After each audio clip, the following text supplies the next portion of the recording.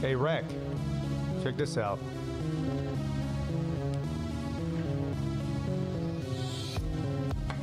We brought it home, baby. We brought it home.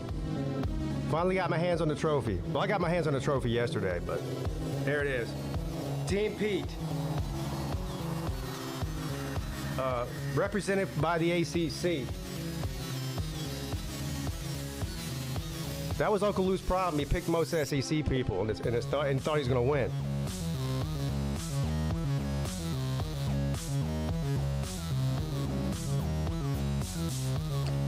Nah, it was fun, though.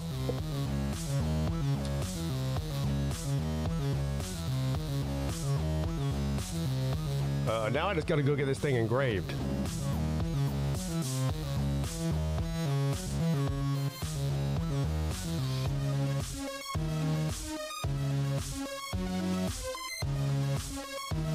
You know what I should do? I should put Team Peete on there /ACC just to troll them.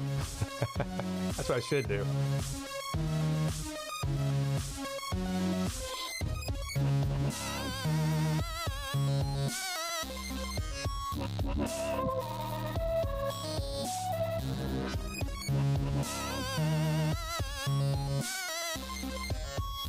Speaking of ACC trophies, ACC tournament started today in basketball. Now, I got to admit, I have no idea.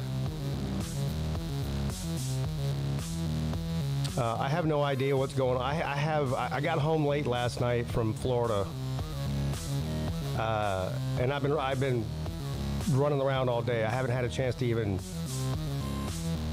look at anything. So I don't know what's going on. I know that I think Notre Dame won. Let me pull this up real quick. I'm pretty sure Notre Dame won. Yeah, Notre Dame won 55-54 over Pitt. And they were an underdog in that game. Pitt was favored. Florida State and who is it? Virginia Tech and Cal. I don't know how that game ended.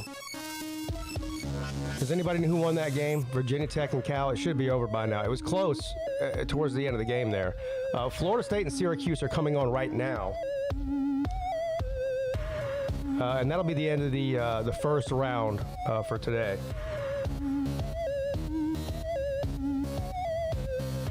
What's up, Tiger Nation? Just got your text, buddy.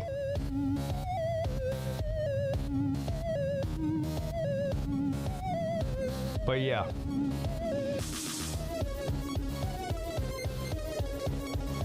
So I think the ACC tournament lasts. The championship game will be on Saturday. So the semifinals will be on Friday. And then the championship game, whoever that is, hopefully it's Clemson and somebody else on Saturday. Duke, number 1 seed. Louisville, number 2 seed. And Clemson, number 3.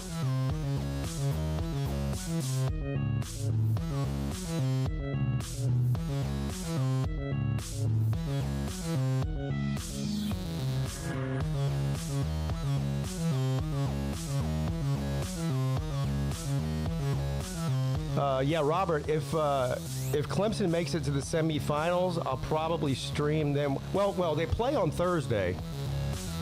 I might stream their game on Thursday. I have to see what time that's at. Let me look. They play at 9:30 p.m., so I should be able to do that. I might stream the Clemson game on Thursday, and if they make the semifinal on Friday, I might stream that one too. Unfortunately, I won't be around Saturday to do it if they make it all the way to the championship game. So yeah, I'll stream at least one of them, though. Yeah. Oh, it's in overtime. Okay.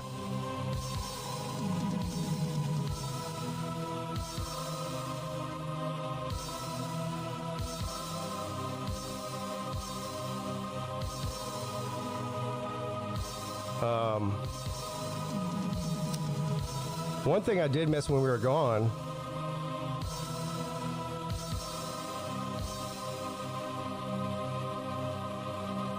You guys remember when they said that Dabo Swinney couldn't recruit anymore and he didn't know what he was doing?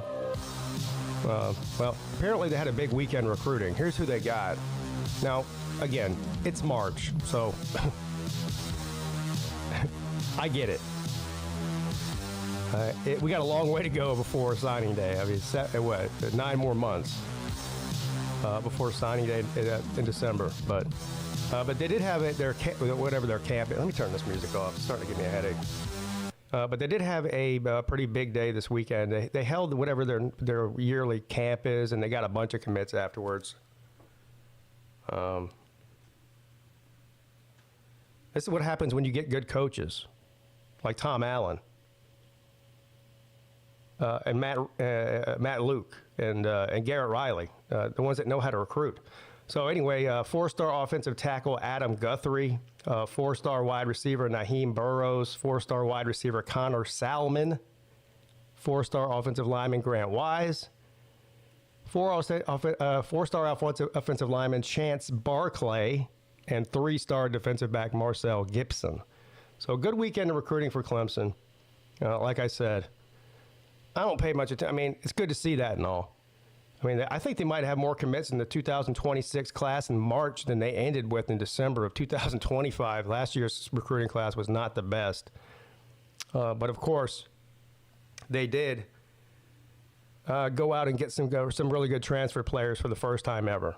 So, Dabo is trying. I think he's trying very hard to prove the critics wrong, and I hope he does.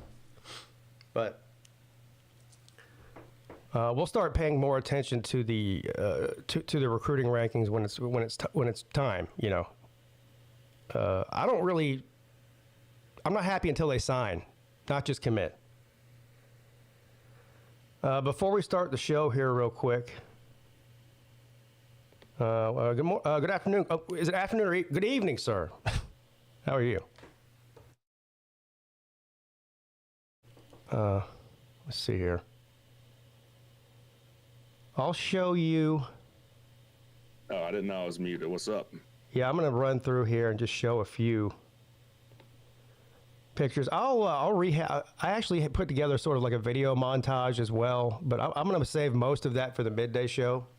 But I do have a few pictures to show here, and I'll show them again tomorrow on the midday show. So some of the people that watch the ACC don't watch the midday show, and vice versa. So right. Try to cover all of my bases here.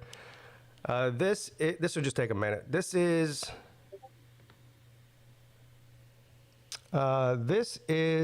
just a few of us. This is right when we got on the ship, maybe about 10 minutes afterwards, but we were still at dock. And we were all up by the basketball court, and we just took a selfie here. That's Slim Shady Canes right there on the left. That's your boy Traveling Fools there. That's me, Mrs. Peete, the beautiful Mrs. Fools, and, of course, everybody knows Uncle Lou. So we were just up there kind of waiting on everybody to get on the ship, and took a picture there. I don't know there's the next picture. This is just in the dining room. This is the first night that we were there. We had about 30, or did you count how many people were there, Ray? Total? No, 30 sounds about right. 30 something, I think. Yeah, they had pretty good food at that for being included too. Yeah, and I missed the dinner the second night. So we had, what I'm trying to get at is we had so many people, they couldn't put us all at one table. So we had 3 tables like this, full of people. So I just kind of turned around. I'm sitting in my seat here, and I just kind of turned around. There you got you got Mom and Nate. Who's that across from her? That's Jackpot's lady. Oh yeah, Mrs. Jackpot. Jackpot's out of the picture here. He's sitting right next to Mrs. Mom and Nate. I mean, there's Nick DTV. There's Nate's dad. There's Nate, Mr. and Mrs. Sea Dog, Ballard's parents, who we finally got to meet for the first time, and Sea Dog's brother B Dog, in that picture there.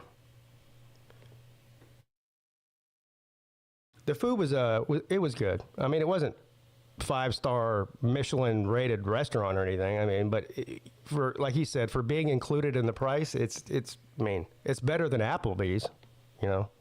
Yeah, well, you got a entree, an appetizer, and a dessert. You got to pick every night. Yeah, it was pretty good. Yeah, and if you had the drink package like a lot of us did, you got free martini or margarita or whatever, free drinks. Okay, so this, excuse me. I don't know about you, Rick, but I guess I got run down so bad. I'm not sick, but I just feel like my voice is still messed up from all the yelling and singing and cheering and all that kind of stuff that we did. Yeah. I called someone today that actually answered the phone, and they're like, "Man, are you all right?" I didn't realize I sounded, I guess, a little rough. Yeah. Not only do I sound rough, I feel rough. Every time we go on one of these outings, it takes me 2 or 3 days to recover. Now, to be fair, I go hard. You bear witness to that, so you know how hard I go. I saw it. Yeah, you saw it with your own eyes. I didn't understand how you were doing it, because for me, if I don't get like at least 5 hours, like I just don't function. But you're like a machine, man. I never seen nothing like it. Well, I am like a machine for about 3 days, and then a lot like Johnny Five from the movie Short Circuit, I short circuit out. So about halfway through the drive yesterday on the way home, I shorted out. So, I was worried. Yeah, that's why I called you. I was like, I need to make sure if this guy's okay. Yeah, I was at my son's karate, so I couldn't answer the phone then. But anyway, I did see that you called. All right, so this is this is in the Bahamas. Some of you may have been here before. This is that big resort that they have there, the Atlantis. They only have a couple of resorts there. That's the main one, the big one. They own apparently friggin', I don't know how many square miles of that island, but they continue to expand outwards and outwards because they're making an absolute fortune at that place, so they can afford to buy up the island. But anyway, this is inside the casino, or was this in the casino or before you get to the casino? I can't remember. But anyway, this is inside the lobby of the hotel or whatever. This is what they call the $1 million crystal statue. You can't even see all of it in this picture. It's probably about, I want to say, what would you say, 15 feet tall? Do you? Huh? I wasn't with you. I don't know. But you went to Atlantis, though. No, we were immediately accosted when we got off the ship. In fact, there was a guy that stood in front of me where I couldn't move, pitching scooters to me, and I had to kind of like physically push him out of the way. Oh, yeah, that's right. You guys didn't go with us. No. Yeah, that's right. I'm sorry. Yeah, everybody kind of split up. We had 14 or 15 people in our group that went on this tour and then to the beach. But one of the stops was Atlantis. So this is I'd say 15 foot by 6 or 7 foot wide crystal art deal that they claim is worth $1 million. So it just looks cool. So that's me, Mrs. Peete, Uncle Lou, and the Uber lady there. There's me and Slim in front of the crystal thing. This is another thing that was in the casino, some sort of art piece. They have a lot of art there and a lot of statues that are worth a lot of money. This just looks cool. It's right in the middle of the casino. I mean, you have to walk around it if you're walking through this casino. So, but again, it's hard to tell how big this thing is just by taking a picture of it, but it's big. And it looks a lot better in person than it does in a photo. Of course, this is King Peete. Nice. Sitting on his throne in Atlantis. It's a giant throne, as you can see. It makes me look like I'm a tiny person, but I'm not a tiny person. It's just a big throne. That was made for you. I wish I had that in my studio. Here's another group of statues, bulls, or whatever. I don't know what happened to this picture here, but you can't really see it. I was trying to take a picture of this bottle of rum. So while in the Bahamas, we had one van full of alcoholics, which was our van. And the other van was pretty much alcohol-free, I think. But anyway, this is the guy that he was. We don't know this guy, but Traveling Fools kind of knows him. Anyway, it's a long story, but he ended up hanging out with us for a good part of the trip until the Slob Olympics when he quit and threw a temper tantrum. But this guy right here holding this bottle of liquor has been to the Bahamas probably 400 times. I don't know. He cruises more than 200 days out of 365 days a year. That's all he does. I mean, that's what he does for a living. He cruises for a living, which is a hell of a life. if you can pull that off. But only problem is if you cruise 200 days out of the year, it's a hell of a life, but it's a short life. because if you're drinking that like you would do on a cruise 200 days a year, you're not going to live very long. But anyway, we stopped at some local liquor store on this tour, and he bought this bottle of Havana Club rum, which is illegal in the States. And I got to say, it was really good. We drank that whole bottle in that cab. Now, between 7 people or whatever, but hey-o. Yeah, it was good. There's Mrs. Peete and Nick. That was somewhere in the Bahamas. There is me and Nick. That is we stopped at this place called the Queen's Staircase, which essentially is what's left over of a destroyed castle in Nassau. This is me, obviously, crouched down between 2 giant rocks. I just thought they looked cool, so I took a picture there. Is that your go-to pose, the deuces? Yes, but deuces is my go-to. So I have one dance and one pose. I try to keep it simple. Now, this is just something that just happened to happen when we were there. I bet you guys saw this in the Bahamas, too, from wherever you were. Did you see all the smoke from the fire? Yeah, at first we're like, is that a storm coming in? But it goes all the way to the ground. It got to be a fire. So we saw a bunch of smoke, and we asked the tour guide lady, who obviously lives there. She's a native. She said she's never seen anything like it. So she went on her local Facebook Bahamas page that she belongs to, and apparently this was at a scrapyard or a junkyard, and something caught on fire, and they couldn't put it out. But look at that smoke, dude. That's something else. Yeah, we drove right by it on the way to the beach, so I saw it. I was like, holy shit, so I took a picture of it. But I don't know. We were there for 8 hours or whatever, and that thing was still roaring by the time we left. So I don't know. Hell, for all I know, it might still be burning. Yeah, we might have got out just in time, huh? Yeah, the island was about to sink, I think, right into the Atlantic. Guys, I'm fine. One casino trip away. Here's another picture of me and the missus right outside of, well, you can see we're at port there.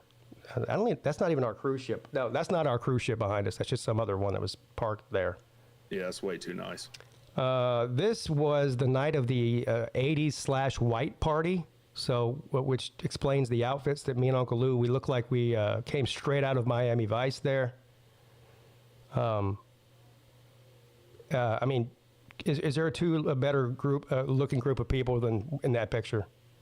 I mean, neither one of us are good looking, but dressed the way we were, it masks a lot of our real problems. So, there's that. That was by the pool during the 80s party. This is pretty self-explanatory here. Every year that we do the Slob Olympics, almost everybody dresses up in some sort of costume, except for this year. My costume was just a drunk sailor, okay? And I played my part. But Ballard did bring a costume, and you can see he's a lobster or a crab. I think is he a crab or a lobster? Or, I don't know, he might be a crawfish. I don't really know the difference. But he's in a lobster costume, and Vic is dressed up as, I think he flies the Starship Enterprise, is what it looks like to me. I don't know what kind of spaceship he's flying. Oh, you're a king crab. Okay, I'm sorry. Hey, Chad, if I would have given you 10 different guesses on which crustacean he dressed up as, how many of you would have guessed king crab? I'm going to go ahead and say 0. But you say it's king crab, so I believe you. And this is my team, a.k.a. the winning team. Directly, or immediately rather, after we won the event on whatever deck that was, on deck 9 of the ship. You got Nate here, who was my first pick. Sea Dog was my second pick. Rec Talk was my third pick. I think Tucci was my 4th pick, and then Sir UGA, who's the only non-ACC fan. No, sorry, Tucci's a Georgia fan too. So we had 2 Tech fans, Michigan/Nebraska fan, I'm a Tater man, and then you had the 2 Georgia fans here. And for those of you who didn't know, not only did we win, it wasn't even close. We destroyed them. It was a clean sweep. It was 3 events, best 2 out of 3 wins. We didn't even have to do the 3rd event because we destroyed them. The first event was borderline embarrassing for Team Lou. And then the second event was close, and there was a little bit of controversy, but Tucci stepped up there at the end and pulled it out for us. So Team Peete with the victory. And this is our victory pose here. And as you can see, I have my signature deuces in that picture as well. So there you have it. That's right. And again, tomorrow morning or on the midday show, I will. I've got a bunch of video. I've started putting it together to make kind of like a YouTube video for it, and it'll be ready by the midday show tomorrow. So I'm sorry my co-host has been locked in the back room this entire time. My man. What's up? What's up, man? Oh, nothing. Just chilling. You weren't here at the beginning, so you didn't get to see. So I'll show it to you now. We officially have the trophy here, Sea Dog. So right. this. I had the trophy at my house because it was Team Peete, obviously. Yeah. But this is not just my trophy. This is Team Pete's trophy. Everybody. First of all, I didn't do anything. I didn't compete. Well, I competed in the horse thing to see who got the first pick, but that didn't really matter because we would have won anyway, whether I won the horse or not. And I didn't compete in the relay race because it was only 3-on-3, and I didn't compete in the spelling bee because it was only 3-on-3. So well, you drafted the dream team though. Yeah, I did my job. You did. I did my job. I couldn't believe how bad Uncle Lou's team was. I don't think he could have put together a worse team if he tried. Well, he didn't want to draft a bunch of ACC people. That's where he screwed up. I'm sure he didn't. That's the result you're gonna get. If you look at the past Slob events, all the Slob Olympics combined. Now, to be fair, Big Dog Brett has been a juggernaut, and he's an SEC guy. And Uncle Lou has won it, and he's an SEC guy. But if you look at the 2nd and 3rd and 4th place, like the top 5 every year, it's us. Yeah. So I mean, we were just due for a win. That's all it was. I mean, the stars were aligned, and we were just due. Well, we always have the highest average score of any conference, and then you put us all on one team, and of course we're gonna kill it. Yeah. Of course. VicTube was a surprise in the spelling bee. Yeah. Yeah. And I can't. I never do good at the spelling bees. Yeah, you have in the past. You were a finalist in past years. Yeah, right? you got I think you got you got second place in Pigeon Forge. It came down to you and Gold and Blue dude, right? And he won it. No, that was the other thing. That was the Are You Smarter Than a Fifth Grader? Oh, is that what that was? Yeah. Where BA was reading, trivia questions out of that big, out of her, big trivia book. Yeah. Okay, maybe I'm misremembering then. That I was good at. Well, at least, it wasn't like only one person spelled a word right. So it wasn't like our team was dominant in the spelling bee or anything. I mean, how many times did we spell? We did 3-on-3, so that's 6 people. So that was 6 wrong answers in a row by everybody. Then we did 2 sudden deaths. That's another 4. So 10 people got to spell words, and only 1 got one right, and that won it for us. 10% is good enough. Well, got to. Well, we might have been in trouble if we didn't get the. Some people did a word twice, so. Yeah, you did a word twice. Sir UGA did a word twice. Demps, yeah. Tucci did a word twice, got 1 right, and somebody else did too. got was Tucci's second word. Yeah. Sorry, I'm doing something for my son right now. My son just walked in and asked me to do something for him, so I'm trying to do it while I'm doing the show. All right, it's done. Go ahead. Yeah, anyway, so congratulations to my team, and also congratulations to Team Lou for being a good sports and trying real hard. Yeah. Yeah, we need to pat them on their little head. Yeah, we got to pat them on the head. Right. Well, I wasn't mad about losing. What I was mad about was that I couldn't, get up to the basketball court. Yeah, that was unfortunate. Pissed off about. Yeah, so I missed y'all playing basketball. I missed the draft. I missed the relay race. So. Yeah.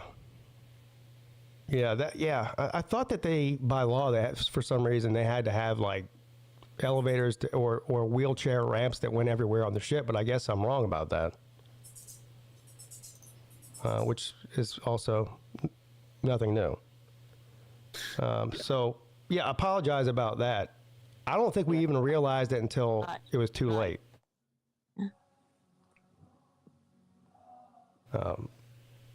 Anyway. It's your fault. Yeah, I'm not. Yeah, I'm not mad at you or Lou. I'm just mad at Carnival. But yeah, did you go to the manager and complain? Oh, I guess I probably should have done that. But yeah, I would have.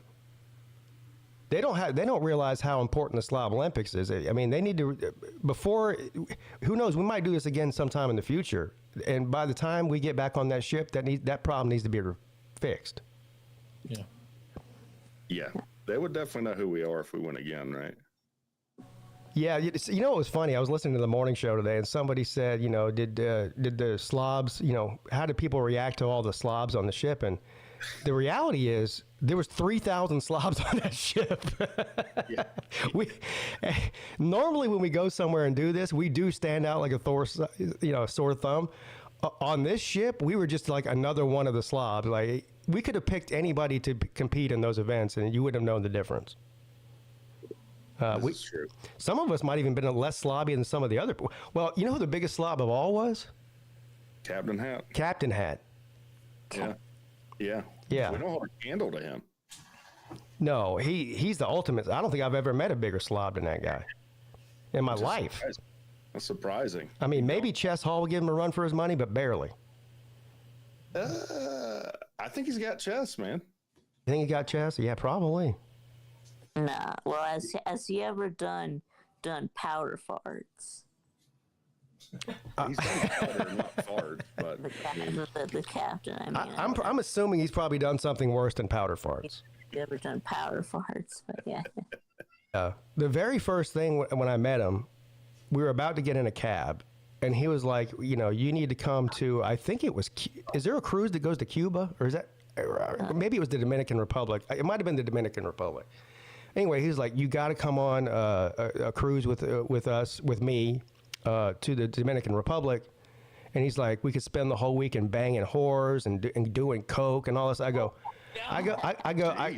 lifted up my hand and I go, I'm married. And he goes, well, just don't bring your wife. duh. God damn, man. Has that guy ever been married, do you think? There's no way, no. No. Yeah, you're right. There's not a woman that would put up with that. 200 weekends a year, 200 days a year cruising? No way. 200 days consecutive. So I don't understand that. Like I wouldn't, it sounds good. Like, oh, you just get to cruise, but I would not trade places with that guy for anything. No, it's like I said, it looks on the surface like, oh my God, you'd be jealous of somebody who cruises 200 days in a row. But there's nothing about that I'm jealous of. Not one single thing. You have to have no one at home that really cares, right? I mean, I don't think he does. And if there is anybody that cares about him, I don't think he cares about them. Clearly not. Yeah. I mean, I was ready to get back home. I don't know about you guys. Like, we'll see my kid, do stuff. He's also a pad school. I don't want to spend the whole show trashing this guy because I don't really know him. But he's you know, he's clearly a pathological liar, too. Some of the stories that he told me are just, I mean, it would have been more believable if he told me he got abducted by aliens. Yeah. Yeah. Yeah. But finally, a believable story. But yeah, he gets off of one cruise ship and gets on another one the same day. Yeah, when we were on our way back, we checked out his channel, and he was uploading from another ship. Yeah, we were on our way back. I do believe that when he said that. He said that he's, I think, about 30 days into 200 consecutive days. Dang. Yeah. I don't know that he's going to make it through that. The 200? I think he might die. He might actually die on one of those ships. He's not in good health. He sweats profusely. I mean, 24 hours a day. He drinks from the time he wakes up till the time he passes out, if he even passes out. God knows what else he's doing, you know, as far as narcotics goes. He's there's nothing healthy about the guy. I mean, he's even a big. If you put me, Uncle Lou, Sir UGA, all together and added it up, he's a bigger degenerate gambler than all of us put together. Dang. Big wow. Yeah, big wow. So, what would you set the over/under on those 200 days at? 70? I think just out of sheer will, he might make it to about 130. That last 70 days is going to be rough, though. Eee. Yeah. So I guess he makes his money off. He has I've never seen his YouTube channel. What is it? No Pants Profit. I think he has about 20,000 subscribers. Let me go find it. It's somewhere in that neighborhood. He just makes videos, I guess, talking about. Yeah, he makes cruise videos. He goes on these excursions like we did with these tour guides, and he sort of highlights them and gives them, you know, business. And so in exchange for him sort of promoting them and helping them get money, they treat him extra special. You know what I mean? He gets perks out of it. Yeah, he's got 22,200 subscribers, 2,000 videos. I don't think, because I was looking, I don't think he uploaded anything with us. I think his buddy did. I think he was just over us. Well, I think he will eventually, because he had a GoPro, and he filmed the entire tour. There was not a single second where he wasn't filming. So I'm assuming he just hasn't had time, you know, from gambling and drinking to sit down and edit it yet. But he's uploaded from the new ship. Oh, he has? He didn't upload from Carnival Glory. Then he lied to that tour guide lady, because he promised her he was going to get her business. Well, is that surprising? No. Anyway. Here's my man right here. Look at one of his videos. It's called Drinking All 15 Drinks on the Carnival Cheers Beverage Package in Under 2 Hours. Join Richard while he rematches himself. Wow. What happens when you finish your 15 drinks in only 3 hours? Does it just keep going? 1 hour is the next video? What? Okay, you're right. I don't see anything from Carnival on here. I bet you he's been on every single one of them.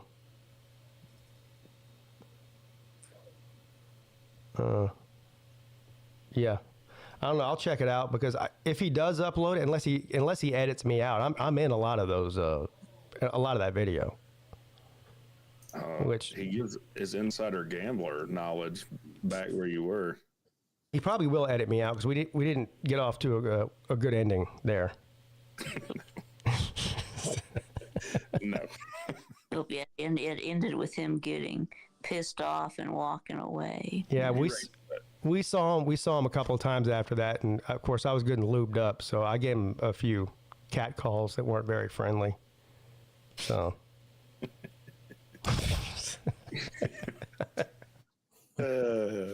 I don't know. God bless the guy. I don't know, but whatever. Did I tell you about my Nassau boat ride? No, I don't know anything about your boat ride. You went on a boat? Hold on now. Who did? Ballard. Ballard got off of a cruise ship and got on a boat. Got on a smaller boat.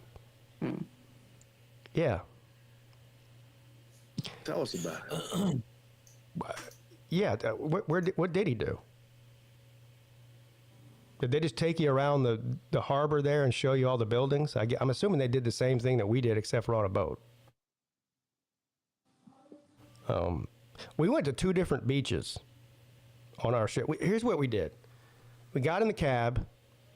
We drove to the rum cake factory, which lasted all of 2 minutes. I mean, it's literally it's like the size of a bedroom. At least the part you go in is. They shuffle you in there to try to sell you rum cakes, which, of course, out of our entire group, who's the only one that bought rum cakes? Us. And they give you like a little tiny piece. When I say tiny, like the size of a chocolate in a box of chocolates, like 1 bite, like a sample, and then you leave. So really the only reason they're getting you in there is they're hoping you're going to spend $17 on a tiny little rum cake, which we did. Then after that, we went by a gas station and filled up on beer. Because, of course, you have to drink beer in a cabin in the Bahamas. Then when she drove us to Atlantis, where she dropped us off for about 30 minutes, we got to go inside there and look around, take some pictures. Then she took us to a private beach for about 30 or 45. Well, it was supposed to be 30 minutes, but we lost Tucci. Tucci went missing, which is normal for him. For anybody who knows anything about him, he went to Vegas for us for 5 days. We saw him for 10 minutes. He almost got left there. Did y'all hear that story? No. No. Well, we go to the private beach and she goes, okay, so here's the deal. She's like, you can hang out here for as long as you want. Or you can just kind of walk around and take some pictures, and then we'll go to the Queen's Staircase, and then I'll take you guys to like a real big beach where there's actual things to do there. Because this place, there was nothing really to do except for take pictures. So we elected, all right, we'll stay here, take pictures for 30 minutes, take a look around, and then we'll continue on with the tour. Well, everybody knew that. It was understood by everybody. Like, we're supposed to meet back at this taxi in 30 minutes. So everybody comes back to the taxi in 30 minutes later, except for who? Tucci. So now we're in the middle of the Bahamas, and we got a fucking search party out for Tucci. And we can't find him anywhere. This goes on for 30, 45 minutes. And finally, he wasn't in our taxi. He was in that other group's taxi, but we were all together. So finally, I guess Uncle Luke, and they convinced the lady to say, hey, you know what? He's a grown man. Like, he's going to have to find his way back to the ship. I mean, we're not going to wait here all day for him. Who knows where he might not even come back. So they go to pull out and leave him. And the cab driver's like, you know what? Let me check one more place. I'm going to do one more lap around this beach and see if we can spot him somewhere. Well, they just happened to drive by this little fucking hole in the wall, like, shack where the locals hang out and drink beer on the beach or something. And he was easy to spot, I think, because he was the only white guy in that shack. So they found him at the last minute. Nice. Yeah. So anyway, then we went down to that Queen's Staircase thing, which was actually pretty cool. There's a whole history lesson there. And then they dropped us off at a beach for 2 hours where we drank and swam and all of that. And then we went back to the ship.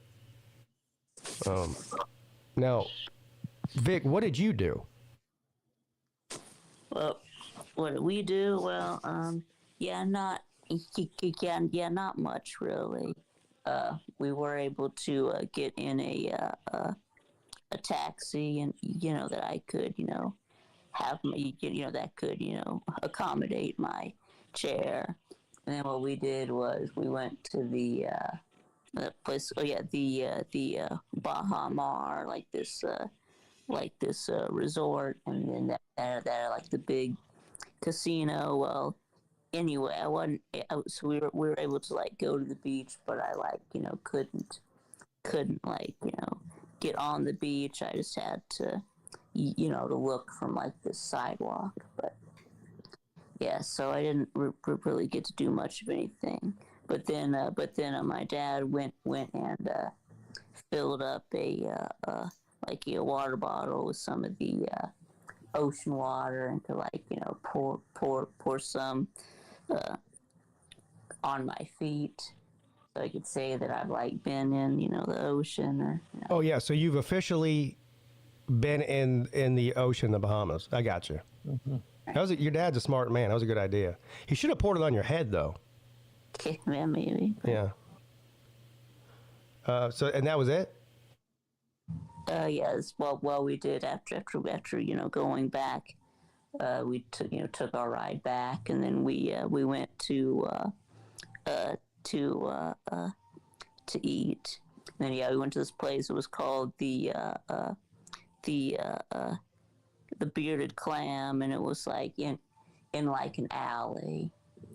So like all the seating was in like an alley, and they had like a bar. So I guess it was like a kind of looked like a sports bar. And yeah, that's where we ate. Yeah. Okay. Yeah, Lou's right. That beach that we went to was right by that casino place that you went to. Yeah, that casino was. Apparently, that place is new. Was really big, yeah. Yeah, it's new because somebody can correct me on this. I believe prior to that one being built, the only other casino in Nassau was Atlantis. So they finally have some competition now. Yeah. All right, so you had an eventful day. What did you guys do? We just got off the boat and we like walked around, went to like a shop, bought some little tchotchkes, and then we got a football. We went and got some ice cream, and of course you did. That's like what we do. Where the first thing we do when we get somewhere. I mean, what did we do in Port Canaveral? We went and got ice cream. You did the same thing in Charleston. You did the same thing in Port Canaveral. You did the same thing in Panama City Beach. True. Yeah. That's your thing. I get it. I did the same thing on the boat too. Yeah, I didn't have any ice cream on the boat. Oh man, we probably got our money's worth just at that self-serve ice cream stand. Matter of fact, I only ate 3 places on that boat. Really? Yeah, I ate the burrito bar almost I did eat it every day, sometimes twice a day. The burrito bar was great. It was. I was trying to tell everybody that. And in the morning they had breakfast burrito stuff, and in the afternoon they had regular burrito stuff. Yeah, I don't think I ate the same. I don't think I ate the same thing twice on the boat. So I ate the burrito bar. I ate the regular dinner that we had in the dining room, and then I had the only other thing I had out of those 2 things was when we got back from the Bahamas. I mean, we were all 3 sheets still when we drank a lot in the Bahamas, and we had like 15 minutes till dinner time, and I just wasn't going to make it. We were too hungry and too tired and too drunk, basically. So we went to that little sandwich shop, and I had like a buffalo chicken sandwich or something. But that's all I ate on the ship. I didn't get a burger, pizza, ice cream, any of that. Yeah, I did. Burger bar, man. Neither. Oh wait, no, I did go to the salad bar one time and ate a salad. Huh? The burgers were good too. Burgers were fire, man. Yeah, every time they opened that burger bar up, there was like a line of like 50 people. That's one of the reasons I didn't get it. Is if there's more than 4 people in line, I'm not waiting. Yeah. The only buffet that I did was I had like the Italian buffet. Yeah, that looked good. They had an Italian buffet. They had a salad bar. They had a seafood bar too, but you had to pay for it. Yes. Where they had like crab legs and oysters. The oysters were $3 a piece, I think. Jeez. Yes, that was Friday that we did the Italian buffet, and then other than that, mostly just had breakfast and dinner at the Platinum. Yeah, that's a word of advice to anyone that is going to go on a cruise. There's all this kind of extra stuff you can get, and you can just charge it to your room, so it's easy to lose track of what you've spent, and you got to settle that up before you get off the ship. It can add up quick, though. Yeah, and then we went to the breakfast buffet on Monday, getting off the ship. So Yeah. Outside of that, the other things that we did, it wasn't all just kind of hanging out by the pool and drink. As a matter of fact, I didn't hang out by the pool and drink at all. We were always doing something. We all did karaoke the first night. Went to the karaoke bar. karaoke. Yep. We went to that dance club, which was. Were you guys in there for that? I went to the dance club. For what? Nate? Yeah, we saw Nate. Okay. Oh yeah. Right. Well, we did the 80s party. That was fun. Yeah, That the was 80. awesome. Yeah, that was probably that might have been the funnest thing we did. I wish it would have lasted longer. It only lasted for like an hour and a half. Yeah. Yeah, not very long. But that was great. People all dressed up like 80s people, playing 80s music. They gave us all these, I don't even know what you call it. They were like giant glow sticks, basically, but made out of styrofoam. Yeah. And yeah, everybody was just dancing and drinking and having a good time. That was a lot of fun. Yeah. One group of us went to a comedy club one night. I believe that was me, Rec Talk, Mr. and Mrs. Sea Dog, Tucci, and B-Dog, and was it Ballard? No, that was it. I don't think I could be wrong. I don't think Ballard was there. Okay. Yeah, we did the we had the our cocktail party. Oh yeah, we had the cocktail party. So part of our deal for having such a big group of people, we had, like I said, 30-something people, was that we all got a free cocktail hour the last night that we were there. And that ended up being fun too, because there was a whole nother group of people, that family or group of friends, or I think it was a family. They were going harder than we were. Yeah. What?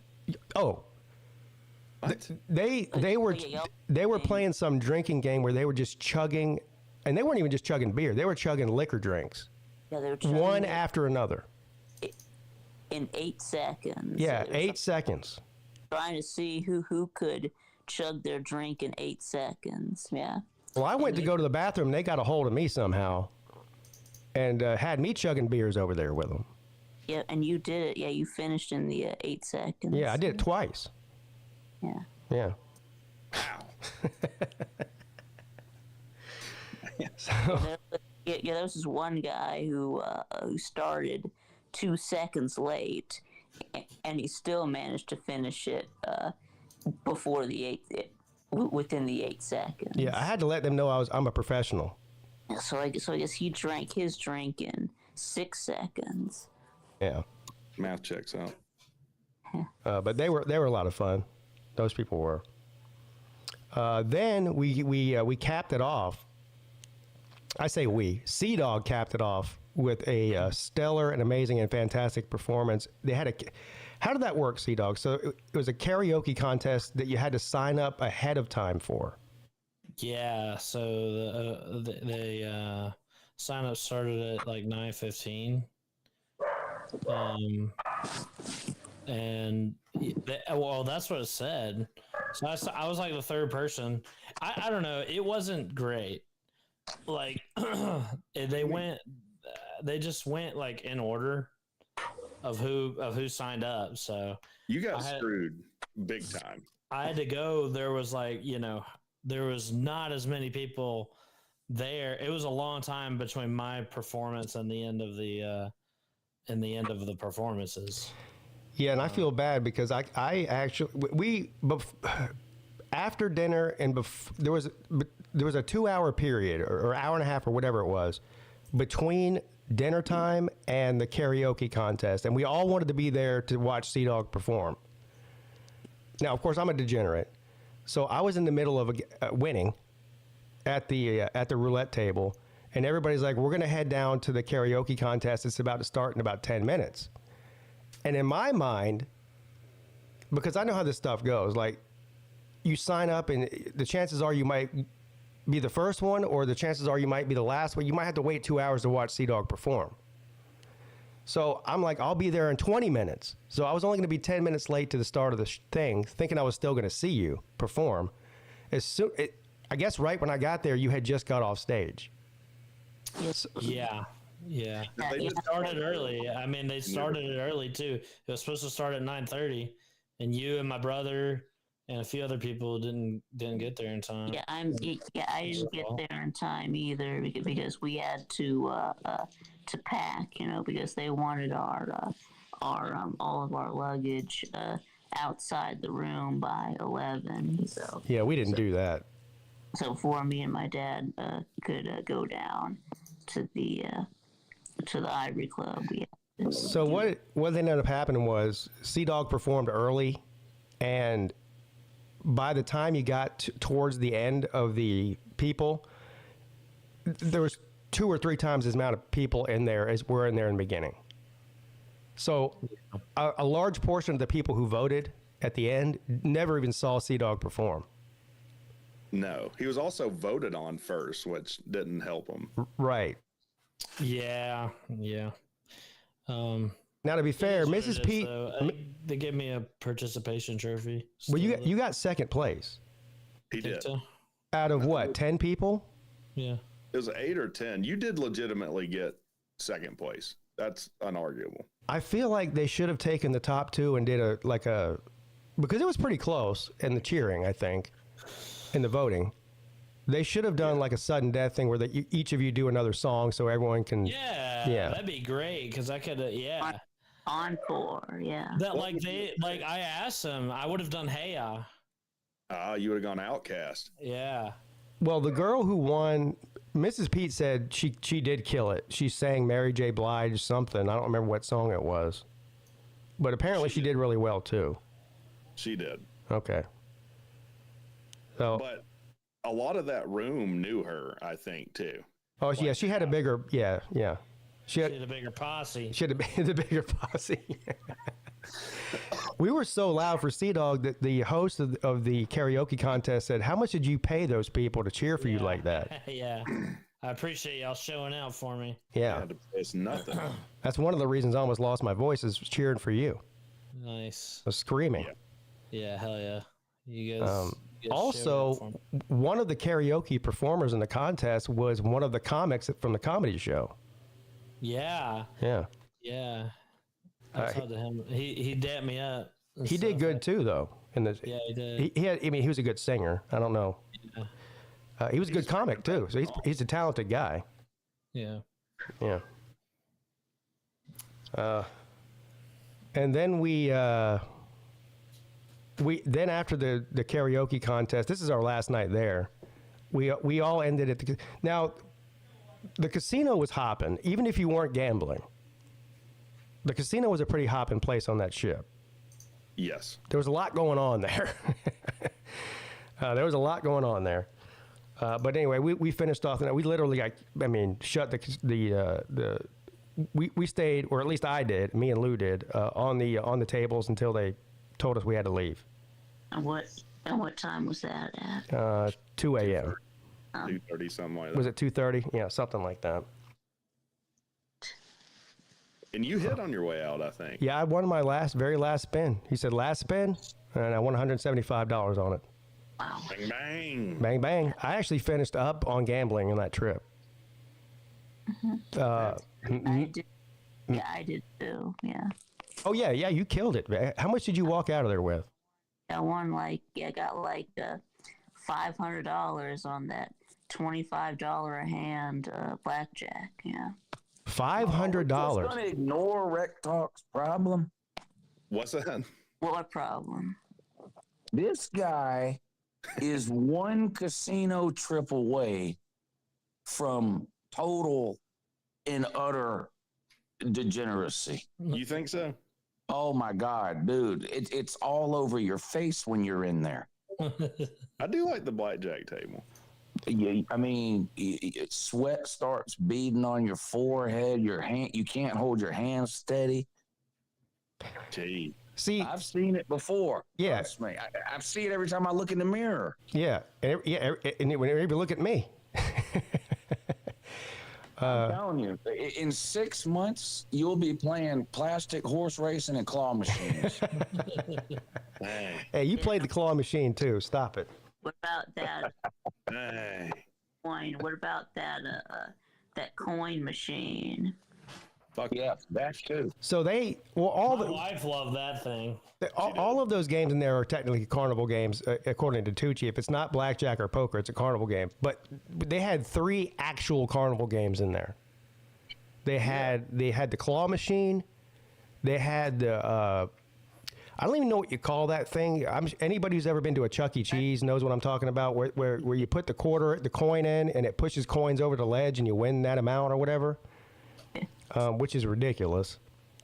Oh yeah, Mrs. Sea Dog got hooked on that thing for real. Yeah. What about like cut the string?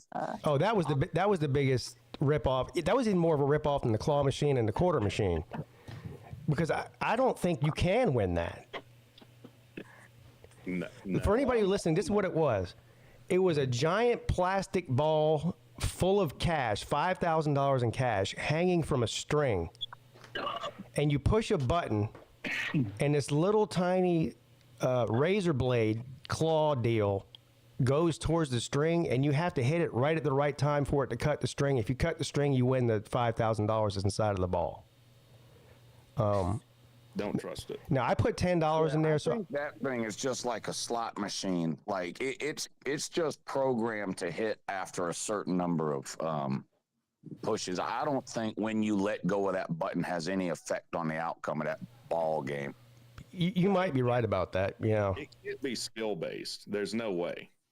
The funny thing Like with the claw machine, you line the thing up right, you can grab the stack of money, but that ball game is like the outcome is predetermined. Gotta be. Yeah. The claw machine had bundles of $100 and bundles of $250 and bundles of $5. Yep. And so obviously it's harder to get the $5 because the $5's heavier than the 100 or the 250. There's more bills in there. Yeah, and it's all the way in the back corner. You can't even really get the claw back there. Yeah, right. So anyway, I'm over at the roulette table or something. Lou walks over to me. He goes, "Hey, Pete." He goes, "I know you want to play that damn claw machine over there." He said, "I bet you won't do it." And if you tell me I won't do it, of course, he already knows I'm going to do it. Yeah. So, I mean, I was never even planning on playing it until he challenged me.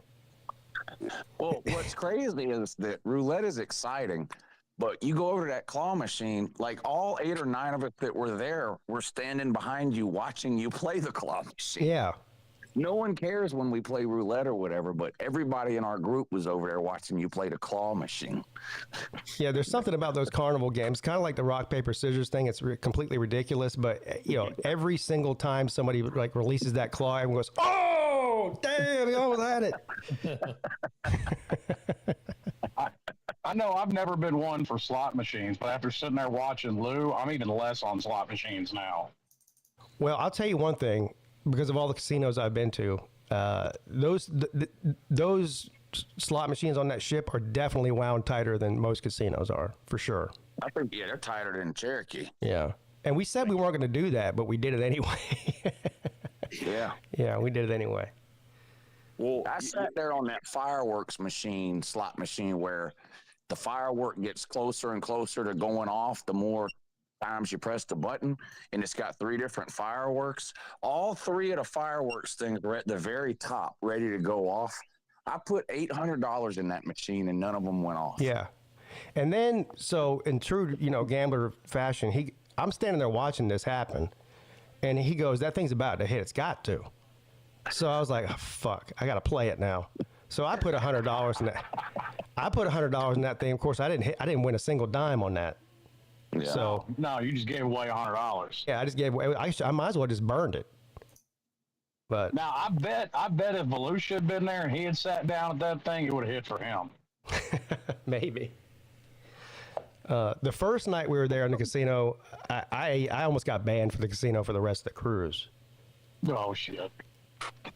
I had a legitimate gripe though. So I walk away to go to the bar for 2 minutes, and you almost get thrown out of the fucking place. Well, I'm over there winning, And then Tucci comes and stands beside me and buys in for a couple $100 or whatever it was. And they gave him the same chips I had. And so on the I think it was the very first spin when Tucci got on the table, he put $5 on a black 17. I was playing the outside on that spin. I didn't even put anything on the inside.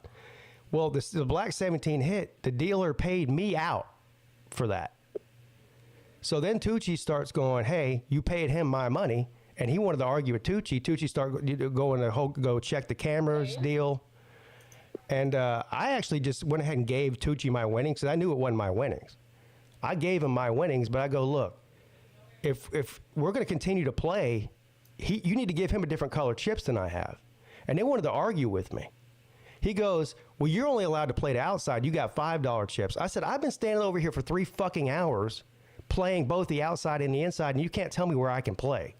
I'm playing $5 chips.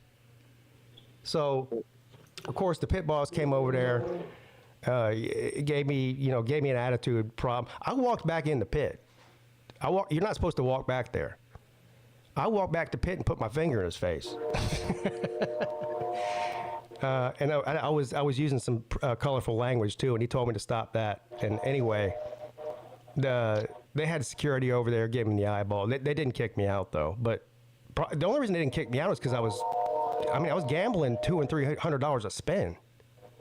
If I was only gambling I told you I didn't like them because remember that they had just swapped out dealers on us, and I was up like $150, and then I lost like 40 as soon as they swapped out, and I was like, this guy's got bad juju, and I colored up and went to the bar. Well, they had like 7 or 8 different colored. Switching the dealer. Yeah, they had 7 or 8 different color chips there. There was only 4 of us at the table. I said, we can solve this whole problem right now if you just give him a different color chips than I have. Like, why is that so hard?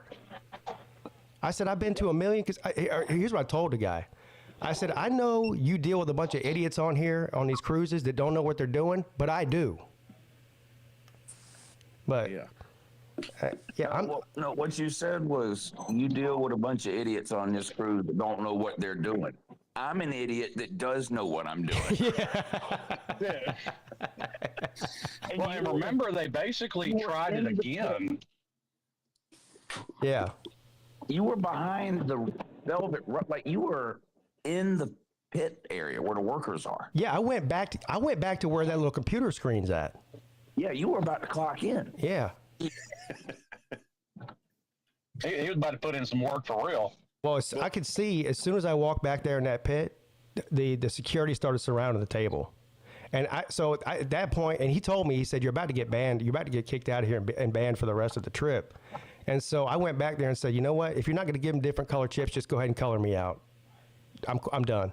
I'm glad I did that too, because if I would have played 1 or 2 more spins and there was any more confusion, I would have lost it. What if you wouldn't have known Tooch? Think of how sideways that would have gone. Oh, yeah, that would have been way worse. And it would have been that. Oh, yeah. Oh. Well, and to his credit, the dealer that screwed up apologized. But, I mean, he's the one that screwed up. Yeah. He did. When he colored me out, he apologized to me. Yeah, but we went back. We went back on that roulette table, and they almost tried the same thing again. Like me and Peete are right next to each other, yelling at the marble, and I decided to get in on it. And he basically gives me a color of chips that's like 2 shades different than Peete. And I'm like, why? We've already been through this. Why are we going through this again? Yeah, they were a different color. They did look similar though. Yeah.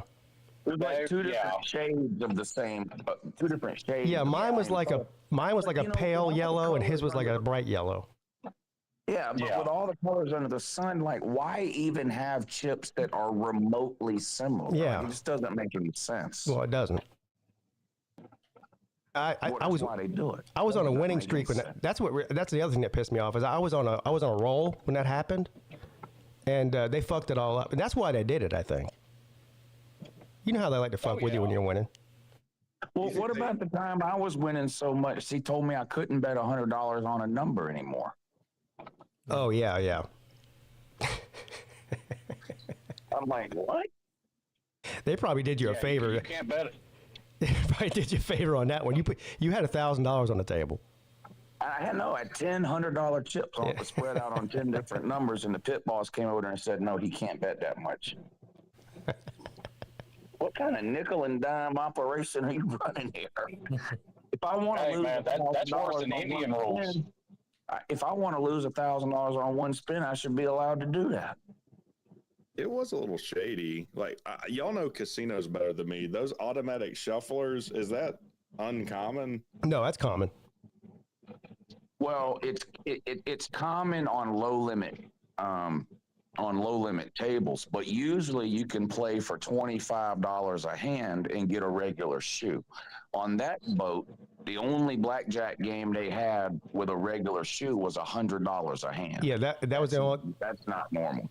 A regular shoe, but what he means by that is a hand shuffle. Right, six decks, and you play through all 6 decks, and then the cards are reshuffled, and you play through the 6 decks again. With the continuous shuffler, there's no beginning and end. As soon as a hand is over, those cards are immediately placed back in the automatic shuffler and could come out on the very next hand. I think my only thing with that is I can't verify the deck's fair. Right. Right, yeah, that's the thing. Like, what if they take a king out? And that's a massive advantage for them. Okay, all right. Okay. Get out here. I ain't, Grounded life. I ain't fixing trouble. I don't know if you ever noticed it, Rick, man, but if you walked by that $100 table, the 6 decks of cards are spread out face up on the table. Yes. And the dealer counts them right there in front of you to show you that there's 6 ace of clubs, 6 ace of spades, 6 ace of hearts, 6 ace of diamonds, and all the way down through the deck. Then they shuffle them up, put them in the shoe, and run that shoe until it's over. And then they do the same thing again. Yeah. So you know the cards are there.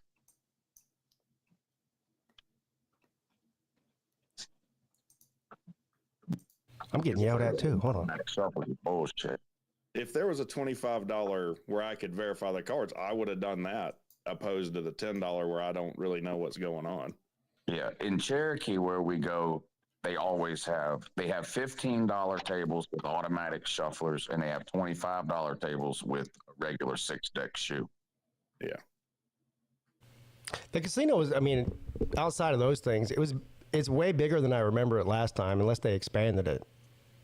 Yeah. So I mean, it was fine. I mean, maybe once there was like not enough room for me to get on a table, but anytime I wanted to play something, it was at least 1 or 2 spots available. Yeah. So, and the bar. Yeah, we just got to get used to boat rules. The bar scene inside the casino was a whole nother, I mean, entertainment. Oh, yeah. Well, the only thing we really couldn't get on was the craps table because it stayed packed. Oh, yeah. I didn't play craps once. Did you? Anybody? No. Yeah. Negative. Lucci did, but that was the thing. There was never enough room for more than one of us to walk up at a time. And craps is the kind of thing you want to go like 3 or 4 of us and all play at the same time. And you could never fit 3 or 4 of us. They need to put another craps table in there. They only have one craps table. Yeah, get rid of the automatic shuffle. Yeah, get rid of whatever fucking game that nobody plays, Mississippi Stud or whatever the fuck the other one was that there was never anybody at. Yeah, you can get away. You can get rid of that funky ass 3-card poker too, as far as I care. No, I still ain't figured that damn game out. Nah, that's a popular one though. Yeah, that's popular. I actually like playing 3-card poker. I just never win at it. I hit a straight flush on there and said, "Well, cash me out." Yeah, you won like $900 on that one spin, on that one deal. I mean. Yeah, because I had a $25 bet plus the pair plus and the other bet. That's 2, so it was basically a $75 bet, and that straight flush paid like 25 or 30 to 1 on one of those $25 bets. Yeah, see, everybody around me always wins. I never win at that game. I think the most I've ever won on one hand is like 200, but I'm betting 125 on every hand. Yeah. So. Sick. Yeah, it is sick. Yeah. But outside, He behaved himself though. He didn't. I guess because his wife was there, but he didn't do his normal thing where he just sits down and never gets up. Yeah, I don't think he was allowed to. Yeah. Yeah. He's smart. Way smarter. Nice. Yeah, he's way smarter than we are. But outside of all those things that I mentioned, all the things we did, the second best thing was just people watching. Now, at the risk of pissing him off, I wrote him the whole time about this, but I'll tell this story anyway. At the night we were at the Aggies party, me and Nick go to the bar to get a drink. We're standing at the bar. This girl walks up behind us, and he disagrees. But I'm saying maybe it's because I was drunk, but I don't know. But she looked good to me. I mean, she was no slouch. Is all I'm saying. And she walks right up to Nick, taps him on the shoulder. We both turn around, and she goes, "Are you married?" And he goes, "No." She goes, "Are you here alone?" He said, "Well, I'm here with my friends, but yeah, I'm here alone." And she goes, "Well, I think you're sexy or hot or something, whatever it was." And he just goes, "Oh, I appreciate that," and turns around. I go, "What the fuck?" That was the end of it. I'm like, man, what are you doing? I mean, maybe he doesn't swing that way. If that's Nick's thing, that's Nick's thing. His excuse was she's not my type. I go, well, what is your type then? I mean, I'm looking at her. She looks all right to me. Damn, man. Dang. So I don't know. I don't know what's wrong with him.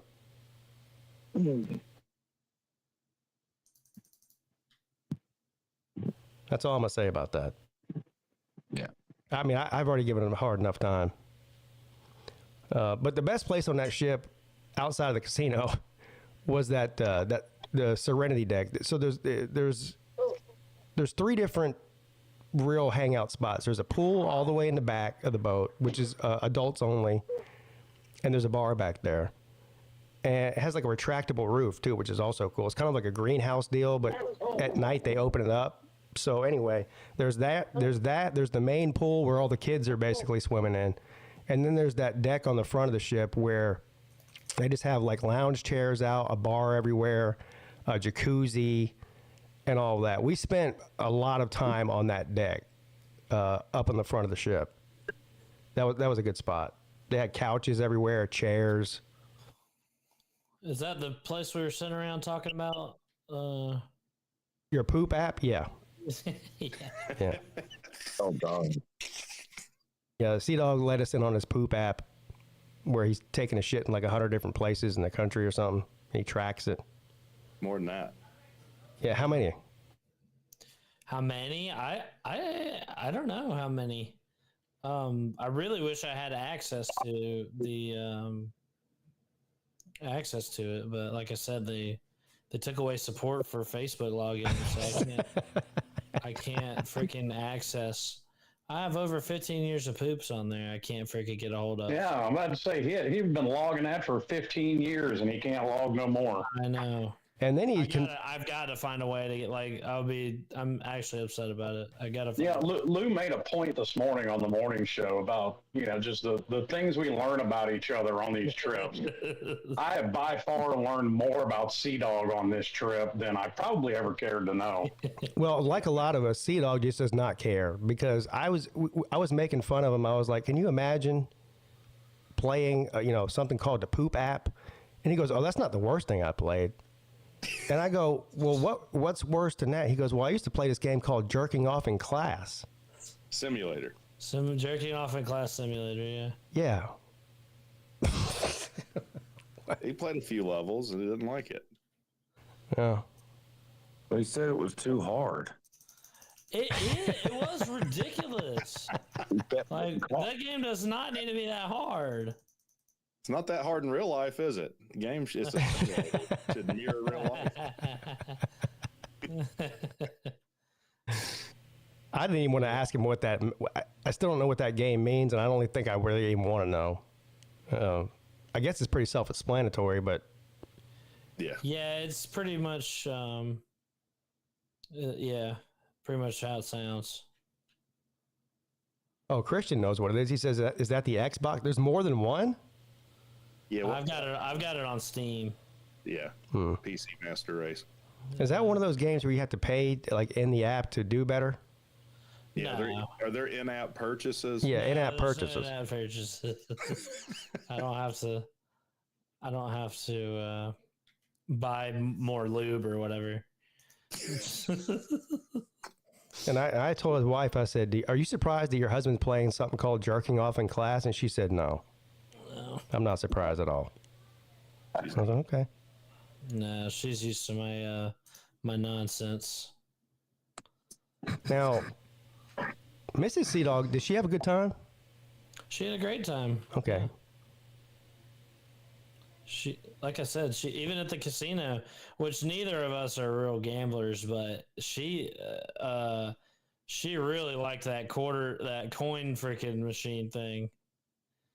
Sea Dog played some roulette with me. Roulette was the most fun thing that I played there. Yeah. I enjoyed that the most. Everything else just ate my money too fast. Yeah, you played on that roulette table for me for like at least an hour. Yeah, I only stopped because I ran out of money, but I liked it, I guess, because I was able to make it last the longest. I didn't spend like a ton of money on one thing. Because like I'd never gone to the casino before, so I just wanted to try different stuff. So I think I tried I tried slot machines, I tried some scratch offs, I tried blackjack. But that's not the most slob thing ever. You and Jackpot going on the boat just to buy some scratch offs. Yeah, we scratched them together. Well, that's an opportunity I couldn't pass up, is to do some scratch off with Jackpot. So I don't think I ever saw Jackpot in the casino at all. I don't know if he went in there or not. I think that was the only time because we scratched him off at one of the slots and he left soon after, and I think that was the only time he was there. Yeah. But I did have fun. I would go again. I didn't think I would like it. I never had any interest in, the casino or whatever, but I surprisingly had a good time. So there's a possibility of getting Rec and Sea Dog to go on the Vegas trip. Oh. I mean, Maybe. It is fun to sit at a table. You kind of socialize with the people there. Like that part's fun. Yeah. Plus, didn't like the casino on the boat, they didn't have like all the games that a normal casino would, right?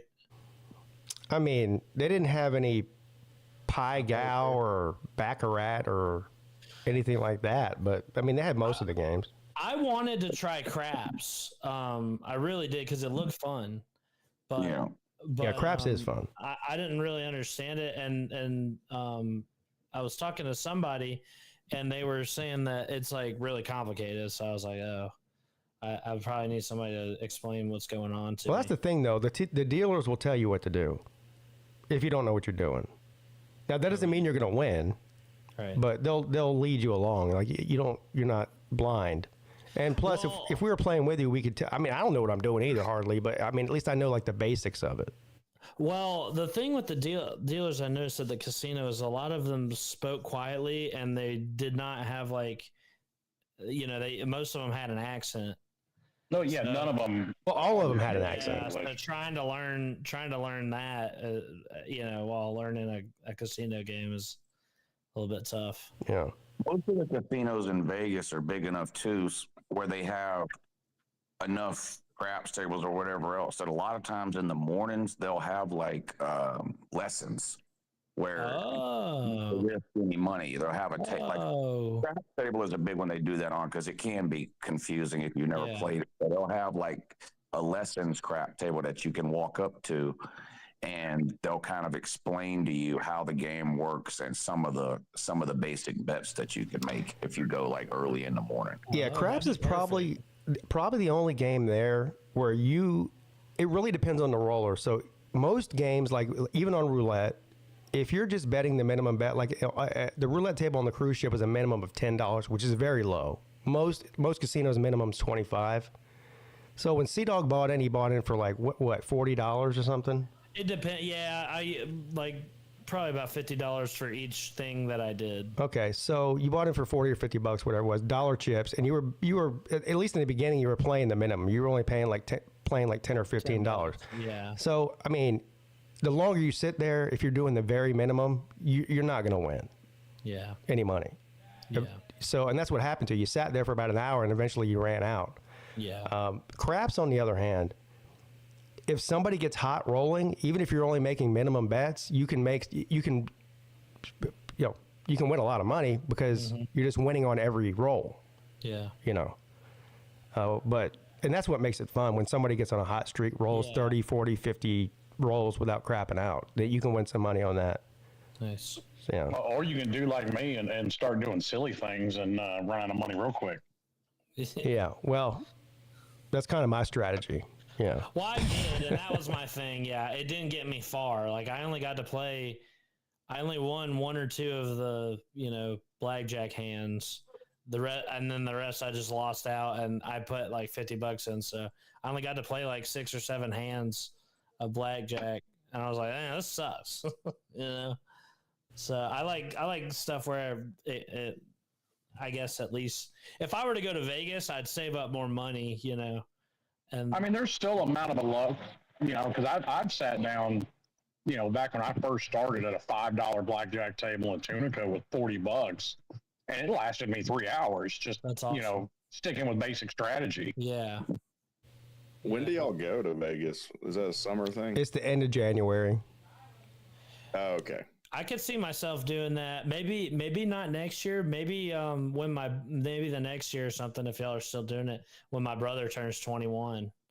I'm sure that the other thing too, Vegas is like the boat. Like you don't have to stay in a casino all day. There's there's an unlimited number of things to do in Vegas. People always associate Vegas with gambling, but especially if you've never been to Vegas before, you could spend 2 days not spending a dime, just sightseeing up and down the. Yeah, there's a lot. See, dog, you would like Vegas. There's so much to do there. I could go get some ice cream. Is what you're saying? Oh yeah. Oh, sweet. Yeah. You could take a gondola ride with Billy Slaw and make his day. Yeah, gondola ride. So you don't have to pay for a room, because we all get free rooms there. Yeah. You can stay with somebody. I mean, Even 3 or 4 people stayed with me last time. Yeah. Yeah. Even people who that do like to gamble a lot. I mean, I have pretty much like a strategy now when I go to Vegas with these guys. I get up in the morning, I eat breakfast or whatever. I usually go to the casino for like an hour in the morning. Then we go out and do stuff, and then then go to lunch and dinner, and then end up back in the. Now we do at night we're in the casino, if we're not at some sort of like we went to the hockey game that one night. But usually everybody just sorts of ends up back in the casino around 10, 11 o'clock at night and gambles as long as they want before they go to bed, if they go to bed. Yeah. Yeah, but you don't even have to. I mean, it's like he said. You can. There's so much to do there. You could spend 2 weeks there and not gamble and still not see everything that you want to see. That's cool. Did you get the Sphere? Did y'all go to the Sphere when y'all went? I've never been in there. No. I don't know. Have you been in there, Lou? Unless there's a concert that you want to go to, the only other thing they do in the Sphere is like a Discovery Channel documentary called Planner. And I ain't got no interest in it. Now, it might be cool because it's a giant movie screen, basically, but that's the only thing you can go into the Sphere and see on a regular basis. The only other thing they do there is concerts, like the Eagles might play 3 weekends. They had a UFC fight there one time. Yeah, they did have a UFC fight there. Yeah. Yeah. Cool. It's not cheap either, right? Even for the Discovery Channel thing, like I think it's probably $100. Yeah. Yeah. But it's everything I've seen and heard. It's pretty unbelievable inside there. I mean, the inside is like the outside. It's just one big video screen. It's like $1 billion. Well, yeah, that's the thing. You could at nighttime, especially, you could just look out your window and watch the thing for an hour. Yeah. Yeah, I think it's pretty amazing. Yeah. If I had the money, I would definitely go to a concert there. I mean, I bet that would be unbelievable. Yeah, for sure. Or a fight or whatever. I mean, whatever's going on in there, some sort of event. Oh, Pete, did you hear what Southwest did to you? No. Took your free bags away, bud. What? Yep, it ended today. Oh my God, boy, Slim, you got it right on time, didn't you? Well, people are big mad too. Boy, yeah, I did. Yeah. Well, and you know what though? I may be part of that reason.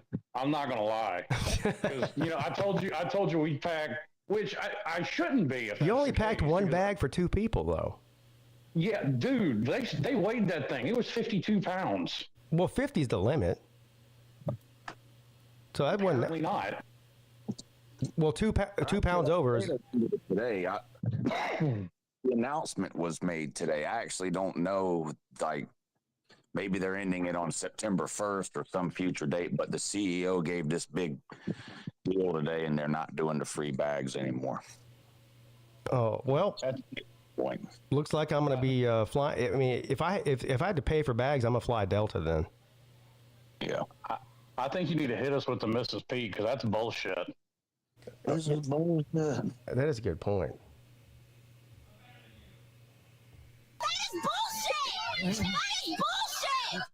That is bullshit. That's the only reason I like them. Well, that and the fact that they hardly ever have like delays or cancellations. Like American Airlines will cancel fucking half their flights. Yeah. They suck. I'm about to say, I was singing Southwest praises. Both flights arrived early. Good, nice little in-flight snack. I was comfortable enough. They didn't crash. Every time I've been on Southwest, I've never, like, if you order alcohol, normally you have to pay for it. Like, I order like a bourbon and Coke or whatever. You're supposed to pay like $14 for it. They've never charged me, ever. But no free bags. I mean, that's worth, if for a round trip, that's worth a couple $100. I guess that's why they canceled it. They were losing out on a couple $100 per person on every flight. That's a lot of money in the long run. Yeah. Delta charges, if you prepay for your bags, like before you get to the airport online, like when you book the ticket or whatever, it's $35 each way. If you wait and do it at the airport, it's $40 each way. Yeah, $35 per bag though. Per bag. Yeah, so like when I go to Vegas, I check 2 bags. Right. So that's $70. That's $140. You won't be doing that anymore. Well, Now, that's see, I fucked up. wonder if they're going to keep doing the free carry-ons, because if they do that on like a Vegas trip, I'm just packing for me. Every airline has free couple of carry-on. carry-ons. Every Carry-on. Even Delta does free carry-on. every airline has a free carry-on and a free personal item. So Yeah. Yeah, see, I could pack for myself in a free carry-on. yeah, you could. Not me. Not me either, because I got one bag just for shoes and hats, Yeah. and then one bag with my regular clothes in it. And then That's a good point. and then I've got my backpack that I carry with all my other shit in it. So Real sick. yeah, real sick. You have a bag for pants? Yeah, my regular bag. Oh my God! Okay. I save Back pants. I save a lot of space not having to pack pants. Yeah, that you. I'll give you that. Yes, you do. Yeah, for those of you who are listening, we learned something about Sea Dog on this trip, and I'm not surprised at all. I don't know why I didn't know this before, because I've never seen you wear pants. Yeah. But we're like, hey, the captain's dinner's on Saturday night. Yeah, like they have a dress code. It's not even that strict of a dress code. You just can't dress like Sea Dog, basically. Yeah, So- I got away with a nice pair of jeans. Yeah, so I go, you're supposed to wear slacks, no tennis shoes, no t-shirt. That's their main thing. But he goes, well, I don't have slacks. I go, okay, well, how about just long pants? And he goes, I don't own a pair of pants. Now, I thought he was fucking with me for a minute there. I didn't. But his wife confirmed it. Yeah, he owns 0 pants. That's almost unbelievable. What did you end up doing in response to that, Pete? I got the collection plate. Oh, yeah. He did. Yeah, I forgot about that. I had 20 on it. I think we raised about $50. You did, Yeah, because I put 20 on it. and we came up a little short for a pair of nice pants. And Slim asked me, "I know you got some I know you got some cash on you in your wallet. I was like, I don't have a wallet. I have a stick. I have a thing stuck to the back of my phone that keeps my cards in it. Oh yeah, your phone's your wallet. So that way, if you lose your phone, you lose both your phone and your wallet. That's really dumb. Yeah. I never lose my phone though. So you never This is supposedly an adult in 2025. I just want to point out that I participate in the Slob Olympics. I don't know what you guys expect me That's a good to point. not be a slob. I don't know. It's a good point. Well, even slobs own at least one pair of pants, though. Yeah, that's not slob behavior. That's 16-year-old behavior. I don't know. I mean, we all got something. We're going. And Lou gave me hell for my dress code. And then you showed up in a vest. I said, look at this guy. Yeah. People was clapping when you walked in. Oh yeah, Slim looked. That was the best he's ever looked. Yeah. Yeah. Sharp. Clothes up nice. Except when he had that duck costume on. Yeah. Yeah, that was the best. Listen, there ain't getting no better than that. Had your hair slicked over, everything. All right, y'all, I got to drop off of here. All right. See, All right, talk to y'all later. Dog, what are you doing this weekend? I don't know. I know what you're doing. We're going to Kohl's. I don't want to go. I hate that place. All right, we'll go to Walmart. Why do you hate Kohl's? Because there's nothing in there but freaking clothes and girl stuff. Well, there's a whole giant. Half of the store is men's stuff. Well, I've never been clothes shopping either. Honestly, What? I've never. My entire wardrobe consists on like clothes people have bought for me for like Christmas, or like T-shirts that I get from like shows. You know, every time I do a show, we'll get like a crew T-shirt, or it's like stuff I've stolen from my dad or my grandfather. So basically, you're like on the Ugandan dress code where you get all the Super Bowl shirts made up for the team that loses. Where do you? Yeah, and Georgia Tech. Okay, I will say I have bought Georgia Tech clothes for myself. You know what's Where do you get the shorts? The short? Yeah. I don't know. I've had them for as long as I can remember. You're just born with them? I don't really remember it. My wife probably bought them for me. I don't even. Did you even change the whole time we were on the cruise? Well, I changed them. Well, you wouldn't be able to tell because I changed into very similar looking clothes. Yeah. Wait a minute. Not only do we find out that he doesn't own a pair of pants, he doesn't own a wallet. He also doesn't own a hairbrush. Oh yeah, he said he doesn't brush his hair. He just runs his finger through it. Fingers, plural. When I brush it, it looks real straight and it looks stupid. Oh. He needs that messy look. Yeah. Yeah. Well, he got that down pat. That's locked. God, that look locked up. My old coworker told me that I look like with my long hair. He said I look like I used to do drugs with the Rolling Stones, and then I got fat. Got sober and just started eating. Yeah. I quit doing drugs with them and it got fat. Yeah. At least you have multiple hats. That captain hat guy, he wears that same hat every day and sweats the whole time. Imagine what that hat smells like. Oh man. I mean, that dude's in the casino sweating. Yeah. What smells worse, that hat or his ass? It's probably about the same. Man. I'm sure his hat smells like his ass. Yeah. Yeah. Now I will say I am a connoisseur of Georgia Tech clothing. If I see some nice Georgia Tech stuff, I'll get it for myself. I've got so many hats. Oh yeah, and we wear them a lot. So there's a pizza place that I can walk to where I live, and I wear Georgia Tech stuff so much. He asked me, like, one of the guys that worked there, like, did you play for them? Like, he was confused. Like, why would anyone wear this consistently? Yeah. Tech stuff? Dude, the guys at my work have something to say about it too. Because, well, what's crazy is like I have, not only do I have like hats and shirts and hoodies, I have like Georgia Tech shorts too. So sometimes it'll just so happen that, you know, I'm wearing like full, like every article of clothing I have on is Georgia Tech. What do you wear to work? I wear like, if it's a like a slow day, like I'm not expecting to work super hard, I'll wear like gym shorts and a t-shirt or whatever.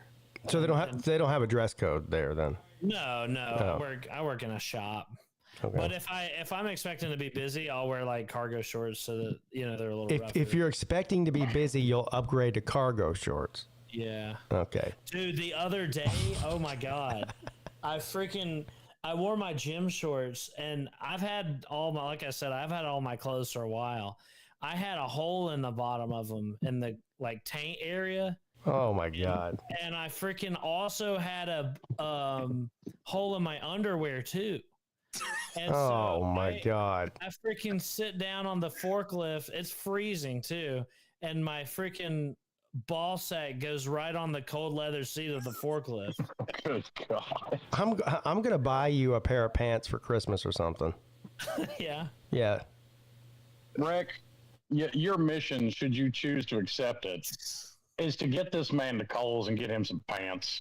I'm probably just gonna have to go to Kohl's by myself. You say you're a 38. I don't know what your length is, but I'll just buy like 5 pair and return. I don't like wearing pants. He's probably If I had to guess, based on, because me and him wear the same waist size, but I'm a little shorter than him, I'd say 38 30s length or 32 length. Probably 30. My pants are 32 length. He's probably got to wear at least 30. He's way taller than me. He's not way taller than you. Oh, okay, maybe 34 length. I don't think it's 32 at the most, because we're about. That's what I'm thinking. Yeah, well, in fact, we're about the same size. I could just bring over some of my pants. Yeah, but I don't like wearing pants. They're too hot. Oh, you wear my pants, bro? It's not too hot. You just got done saying you were freezing cold at work and your ball sack was on the chair. Okay, well, Sea-Dog, my legs are cold. Sea-Dog, I have a compromise for you. What if we get the Georgia Tech logo stitched onto the back pocket? I can make that happen. Yeah. That might convince me to finally wear some pants. Done. We'll start with jeans. I actually do. Well, I actually think I do have a pair of Georgia Tech sweatpants. So I guess I would. Sweatpants don't count. You can't wear that. I never wear them because they're too hot. I don't know, man. Sweatpants counted as a wardrobe for some people on that boat. Well, yeah, but not in life though. I mean, at least I was onto something at there the with this very least, and this is the bare minimum, a pair of decently nice jeans. And then really what you need, you really need 2 pair of pants. You need a pair of nice jeans and a pair of slacks. Yeah. Yeah. Well, really, I mean, you need multiple pair of slacks. Like I have a khaki pair of slacks, I have a black pair, and I have a gray pair. Well, I don't know. we're talking about for normal people, but for him, the bare minimum is a nice pair of jeans and a pair of slacks. I've got like 5 nice pairs of jeans. I don't know. I don't know. I think you're right, Pete. Baby steps. Baby steps.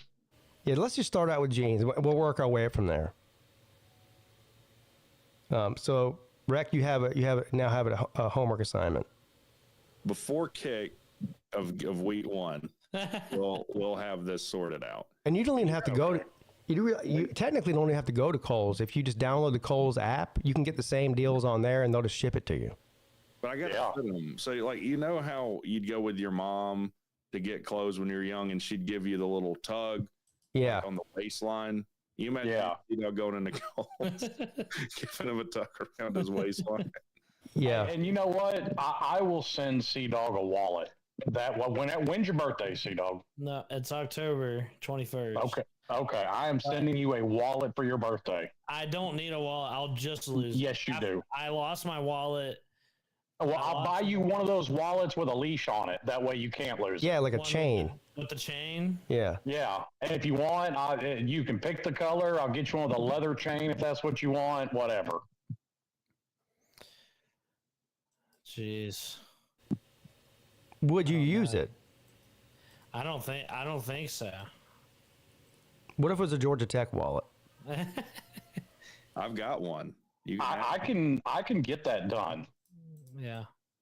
I just keep it on the back of my phone. I never ever lose my phone. I'm like an iPad kid. Like I always have it. You know, I'm always feeling for it. So, Yeah, until you lose it. And well, when I lost my the last time I lost my wallet and I lost everything in it. You just said you never lose your your wallet. Okay, never mind. I'm just not gonna have a wallet anymore. Well, guess what? My wife never lost her phone, so she set it down on the shelf while she was grocery shopping and fucking left it there. Yeah. I mean, I hardly ever lose my phone either. I think I've lost it before, but I found it. But I still have a wallet though. You can't fit all the stuff that's in my wallet inside of a phone. Well, I only have a few cards. I got like my Costco card and my credit card and my license. Yeah, I've got like a dozen business cards that I've just collected over the last 5 years. Well, it's like downsized, you know. Like I don't need all that. Well, I'll go. But they have honest. They have wallets like that. They have like what do they call them? Minimal wallets or something? Yeah. Where they're not big, you know, like a normal wallet. I have one of those. Oh, you do? Yeah, I just don't use it. Oh. It's like it's basically like I don't know. It's like two metal plates.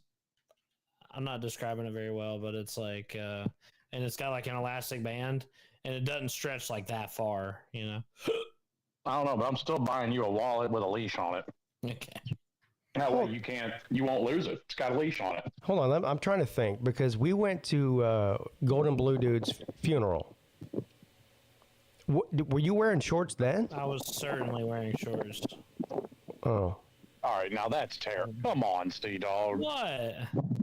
Listen, I wear shorts just as much as I can as the next fat guy because, you know, I'm fat, so I like shorts. Yeah. But, and for some reason, Lou thinks I'm always wearing basketball shorts. Like he pointed out, I think it was the last trip. He's like, you're wearing basketball shorts. I'm like, dude, these are Columbia's. What are you even talking about? Oh, hold on a second. Dog, you telling me if I died tomorrow, my funeral was this weekend, you'd wear shorts to it? Is that not okay? No, that's not okay. Absolutely not. It's really not okay, no. Oh, geez, I didn't realize I was. I mean, I guess being at the funeral is number one, but number two is at least having enough respect for the dead to wear a pair of pants. Well, I respected him. I went all the way out to the funeral. Well, I said that's number one, but number two is wearing pants. Well, but I don't like wearing pants. Did you wear shorts to your wedding? No, I wore pants for that. Wasn't any getting around it. I think I still have them. They just don't fit Really, anymore. that means he tried to get around it. Honey, do I? Yeah, he was like, well, hey, you know what, though? I can't even say anything about that because our original plan was to get married on the beach in Mexico. And, like, you can get away with shorts doing that. Well, I definitely had an argument because her best friend, her like best childhood friend, we went up to Massachusetts for their wedding. And I'm not kidding you. He wore like sneakers and shorts, like khaki shorts to his own wedding. And she had a full dress on. All right. The only acceptable reason to wear shorts at a wedding is like what Slim said. If it's on a beach and, you know, and that's like sort of like the thing. Everyone wears shorts and flip flops or whatever. That's okay. But if it's indoors, was your wedding indoors? No, it was out. But it was in the fall, in like the mountains. In the fall is even worse. Yeah. Yeah, that's the worst. But I mean, okay, I wore them for our wedding, but I mean, I didn't really have a choice. We're gonna get I you. forgive you. Thank you. We're gonna get you cleaned up here. Now we have a mission. Yeah, like to that point, I have wore shorts to a wedding, but it was a beach wedding. But like, and they were still, you know, khaki shorts, you know, pressed crease starch, so they look good. Yeah, a nice pair of like linen shorts or something, like, you know. It's definitely an argument, but my wife makes me wear them sometimes, which is weird because I think she just goes out and buys them, and then I don't know where they are. I feel for this poor woman. I do. Do you own a collared shirt? I told her that a few times. Do you own a collared shirt or one that buttons down? Yeah. Oh. Well, okay. Yeah, I own a Georgia Tech one. Oh, Jesus. Yeah, he's got it. Hey, he wore it to dinner the last night. Georgia Well, Tech polo. that was more like a sweater or like a polo. Sweater. It was like Oh, a polo. I thought the shirt under was a polo. Yeah, that shirt. Well, that shirt's like an undershirt. I have some nice shirts. Like I'll wear a nice shirt. That's cool. Well, that's good. You just don't care about the lower half of your body at all. Damn. Right. Yeah. That's not bad, Tom. Well, I'll play some video tomorrow on the midday show. But the other spectacle was Nate at the dance club. Nate, I don't know if there's less than 0 fucks that can be given, but if there is, then that's what he's got. Basically. Yeah. Well, there was my wife was the other spectacle on the dance floor. We can't show that video on the internet. I didn't take any video of your wife out of respect for you. Well, so Well, you know what? Somebody did because she was told by somebody in there that she was going viral on TikTok. Oh, Mrs. Peete has video, but I don't have any. Oh. Yeah. I wouldn't care. I get it and I appreciate it, but that kind of shit don't bother me. No, and plus we were just having a good time. Who cares? Yeah. Right. I was definitely having a good time on the dance floor. I haven't given no two shits. Yeah, you did. Hell no, Nate was cutting all the rugs. The thing is, it was 20 women. Oh yeah. Now, first of all, you have to understand the vibe of this club on this ship at midnight on Saturday night, or what was that? That was Saturday night. Yeah. Uh-huh. It's an eclectic group of people. Let's put it that way. And the music that was playing, how would you describe the type of music? I think the only way to describe it is they call it trap music. Yeah, probably. So it's 20 women on the dance floor and Nate. That's called a harem. Nate, they're all doing, the twerking and the booty shaking and getting down on the floor and shaking their ass. Nate's over there doing the fucking sprinkler. Yep. And at one point, he had like a fishing rod going at one point too. at a fishing rod. At one point, Nate now here's the other thing about this dance floor. It has 3 poles, like stripper poles on it. I mean, that's what it was. Yeah. Nate starts working the pole. Now, anyone who's ever seen Nate before, he's 7 foot tall and a little bit top heavy. He starts spinning around that pole. I thought we were about to have to call an ambulance on him. He wrapped his. I was feeling that way too. He wrapped his leg around that thing and tried to do a stripper move, and I was like, "Uh-oh, this is about to be real bad here."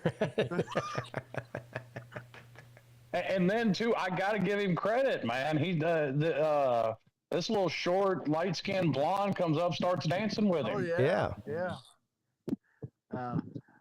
One of the better-looking ones on the dance floor. I ain't even gonna lie. You want to know what's sad? Nate's got more game than Nick does. Yeah, he does. Damn. Hey, Nate, remember we were up in that little Serenity area? I think it was like the Yeah. first or second day. And Nate was spitting game to 3 of them at once. Oh yeah, they were over there laying out. Nate goes over there. Nate goes over there and starts. I don't even know what you were saying. It didn't matter. You had their attention. I know that. He reeled them in by getting them to check out his hat. Oh yeah. Oh, I totally forgot about that. Oh, I forgot my hat, man. Yeah, I'll worship it to you. All right. Yeah, I need that hat. So who? First of all, who got those hats? Your mom? Me? No. Oh, you did. I was about to say. I hope you did, not your mom. No. Nate had a hat. It's a cap. It's a baseball cap. It has a bill on it, but it looks like a captain's hat. It has that little braided string that goes across it. Yep. Anyway, Nate had a hat on that said Captain Horny on it, and that's what he was wearing when he went over to start macking these 3 girls that were laying out in the adult deck. And to his credit, I mean, the hat worked. Yeah, it is. Yeah. Now Nate, he got me a hat that said Captain Drunk. I meant to get one for Slim too, but yeah. That's all right, buddy. Oh, and Nate got me some 4 or 5 cigars. Yeah. They're great. Yeah, I did it, man. And we said something a couple of times about going sitting out and smoking a cigar, and we never did it. B Bean wants to know, does the trophy rotate like the Stanley Cup? Yeah, here, I'll show it to you right here. Yeah. I got it right here. Here it is. I got it for the next 12 months. Yeah, we didn't do a picture that we hoped though. So far on here, we got Big Dog Brett won the first one in 2021. Golden Blue Dude 2022. Uncle Lou 2023. Big Dog Brett with his second win in 2024. This year is going to be Team Peete. Now, I got to go get this engraved. I think just to troll the other winners on here, I'm going to put Team Peete /ACC. I think that's what I'm going to do. Oh, yeah, true. I mean, there's only one Big Ten guy, though. Yes. But all of them is ACC, I'll give them credit. Well, it is the first ACC victory. I know. I agree. Yeah. It won't be the last either. No, it won't be the last. All right, guys, I got to hop off. Appreciate it. All right. Damn. See you later, See you, Brett. But yeah, those girls that I was, talking to or having a conversation with, they actually thought it was funny. Well, of course they did, because you are funny. Well, I try to be. Anyways, I also suggested them to watch the Slob Olympics. was promoting the Slob Olympics to everybody on that boat that would listen. One of the girls that we met at the bar at the casino one night, she actually showed up at the beginning when we were playing the basketball game to see who got the first pick. She was in there. Is it the one that I was? I don't know if that was the same girl, but I don't know. She was a black hair dude. So I don't know. Sir UJ, thank you for the cash app. He said Nick D had a Captain Nap hat. Yeah. He tied one on during the Bahamas outing, and we were all up on the top deck afterwards, and he passed out on one of those chairs for about 3 hours. Damn. Oh, dude, I ain't gonna lie. I managed to stay awake during the flight, but I slept the rest of the day and about half of the day trying to recoup. Yeah. Well, you're lucky because we didn't get home till after 8 o'clock last night. Oof. Well, we stopped. I mean, I was so drowsy driving home. I mean, you guys got to understand. I was averaging about 2 hours of sleep per night for the whole time we were there, and drinking the entire time.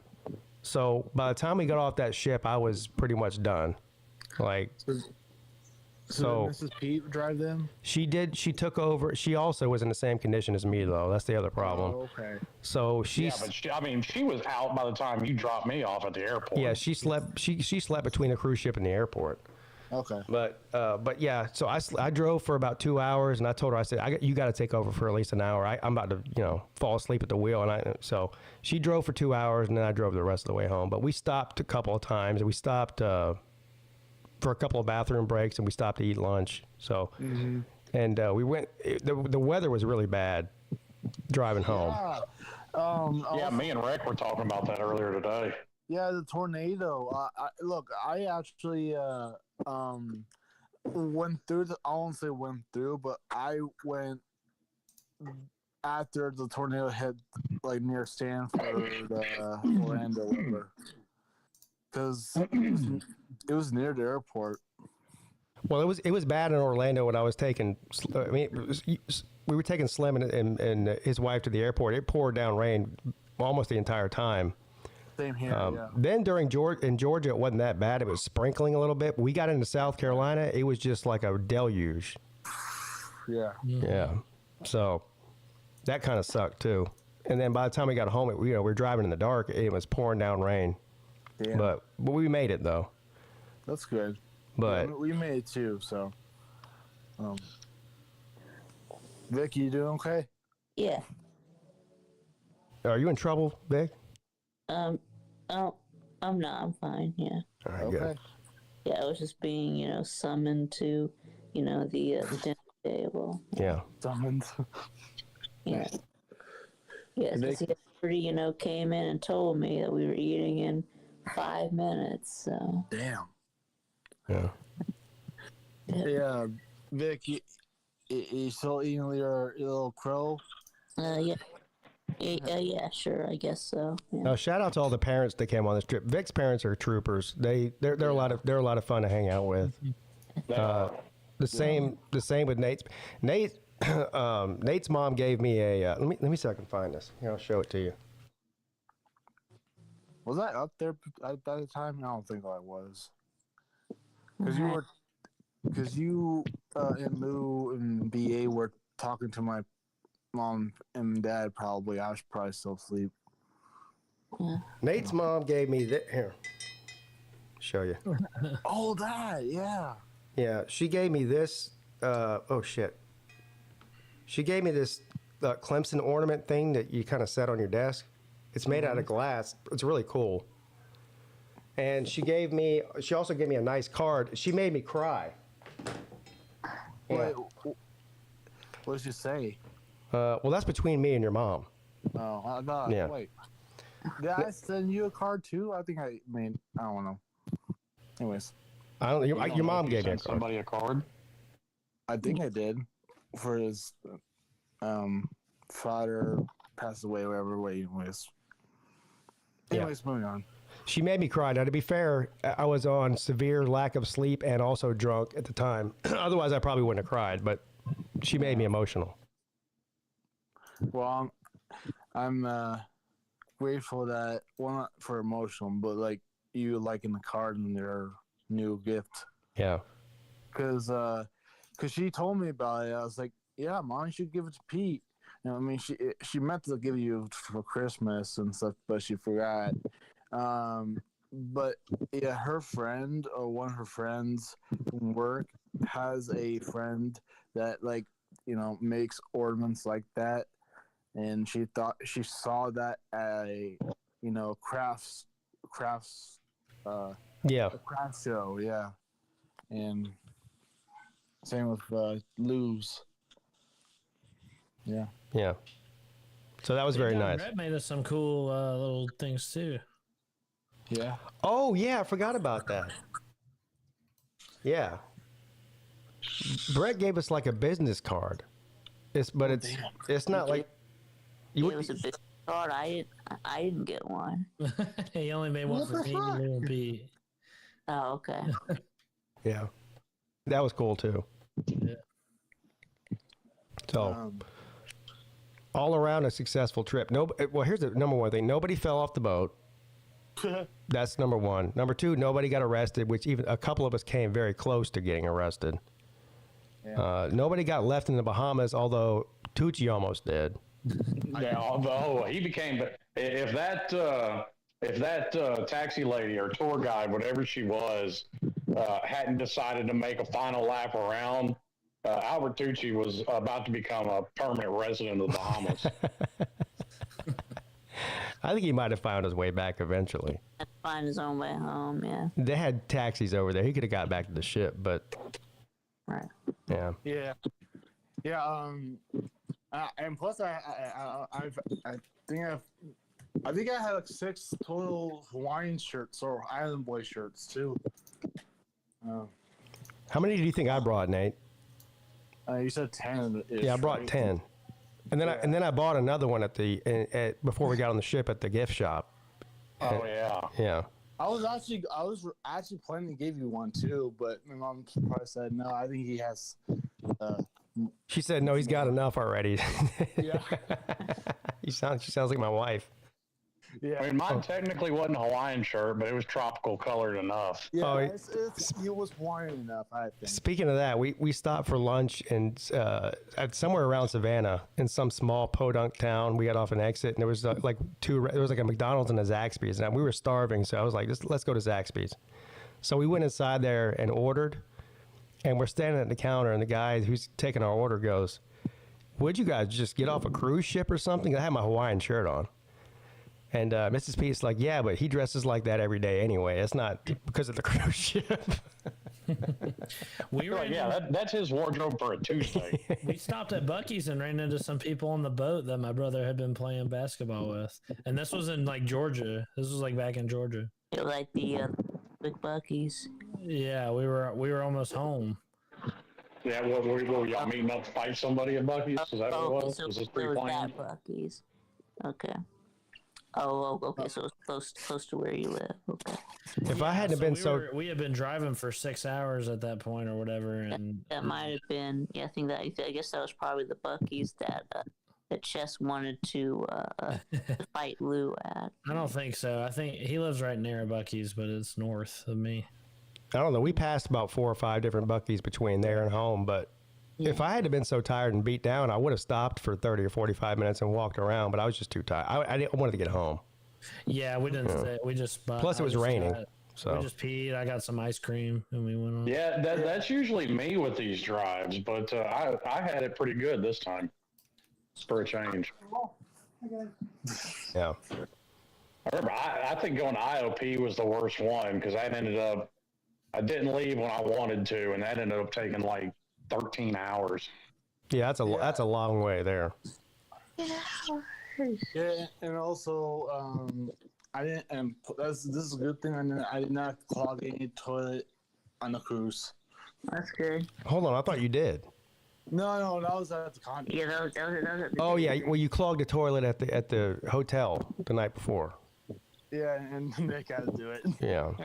Good God, I said Nate. thank you, though. Nate, you should just travel with a plunger at this point. Just wherever you go, take a plunger with you. Portable plunger. Yeah, that'll be good. Those toilets flush really fast. Yeah, that's what I was thinking.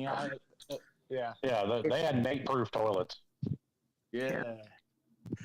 Everything just went right down. I mean, Well, I'll have some video tomorrow on the midday show. I have a video of that UFO we saw too. Oh yeah, me and my dad. Well, as it turns out, that wasn't a UFO. What we saw was one of Elon's rockets. The one that, like, after we saw it, it blew up. Yeah, I know. I wish we'd have got to see it blow up. That'd have been cool. Yeah, that would have been awesome. I heard about the guy who was driving our taxi. He told us that there was like a piece of debris that landed near Nassau. So Oh, really? What was real nice too is by the time we were leaving Nassau, it was all dark, and everybody had gone back to their rooms to clean up and change for dinner and all that. And we got a great view of the big ass Nassau bonfire tire fire they had going on. Oh yeah. Yeah, I showed a picture at the top of the stream of that. I got a really good picture of it. Well, the glow was real nice leaving the port against the night sky. Yes, it was. But the night before we set off to sail, we stayed at this hotel in Port Canaveral, right on the beach, and we walked down to the beach, and we were walking back to the hotel.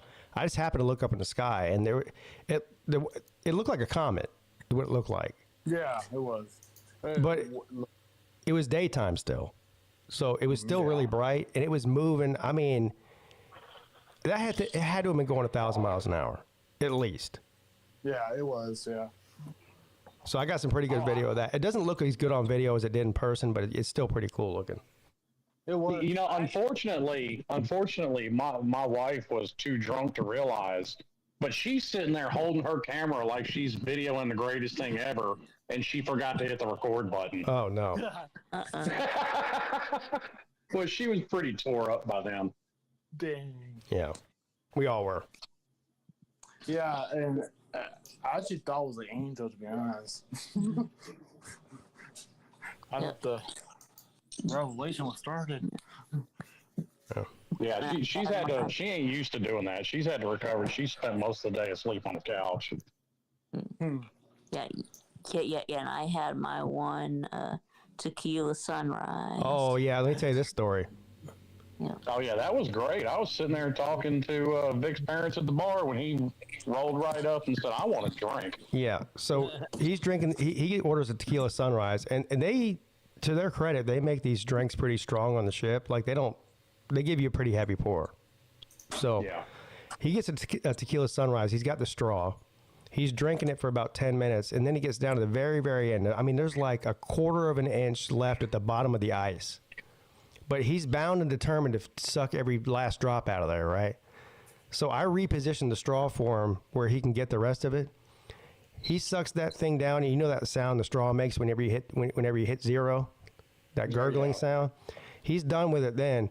He looks right at his mom and says, "Put my seatbelt on." And she goes, "Are you being serious?" He goes, "Yeah, put my seatbelt on." So she puts his seatbelt on. He goes, "All right, let's go to the 80s party." I said, "Damn, Vic's ready to party." That 80s party was so awesome. What a king. He was worried that he would fall in the pool again. He was ready to go. Yeah. And you would actually double the excitement for the nightclub if you were at there. You know, for dancing. I said that at one point. We should just have right next to Nate. We should have had Vic just spinning in circles. Yeah. He was spinning in circles at that party. Well, Yeah, he was. Yeah. playing the 80s music. If they had played, you spin me right round, that would have been a good song for them to play. Yeah, that's not an 80s song, though. It's not. I thought it was. Yeah, that's an 80s song. Oh, is it? Yeah. God, coming from the guy that was born in the 80s, you ought to know this stuff. Maybe you're right. Now, the remix is not from the 80s, but that's the remix. Maybe that's the one I'm thinking of then. Remix. Yeah, Yeah. because he did a remix, I think, for the soundtrack of The Hangover. Yeah. Well, it was a success. Yeah. It was a good trip, an awesome trip in that. Also, yeah, I called Nick today, or he called me. And he asked about your phone number, right, Pete? And He's got my phone number. I told him that you don't really text messages that well, other than that much, right? And that's what he told me. So He texted me today. I texted him back. oh, you did? Okay, I was Yeah. making sure. Also, I tried to convince him to come along. Don't worry, Pete ain't the only one. I'll get a text message, then to get distracted and forgot I got text. That's exactly. If I'm doing something, then I'll be like, I'll text him back later, and I forget. So I'm bad about that. I'll admit that. I'm terrible about that, too. Unless it's my wife, I better text her back no matter what I'm doing. Otherwise, you know how it goes. My wife's going to hit me up again going, "Hey, fucker, I asked you a question." Yeah. But yeah, I actually convinced. I'm trying to convince Nick to come up here to visit me during the Cosmo series. What's up, Big Orange? He's got a couple of things. Yeah, Clemson killing it in recruiting. Yeah, they had a great weekend in recruiting. I did talk about that for a few minutes at the top of the show.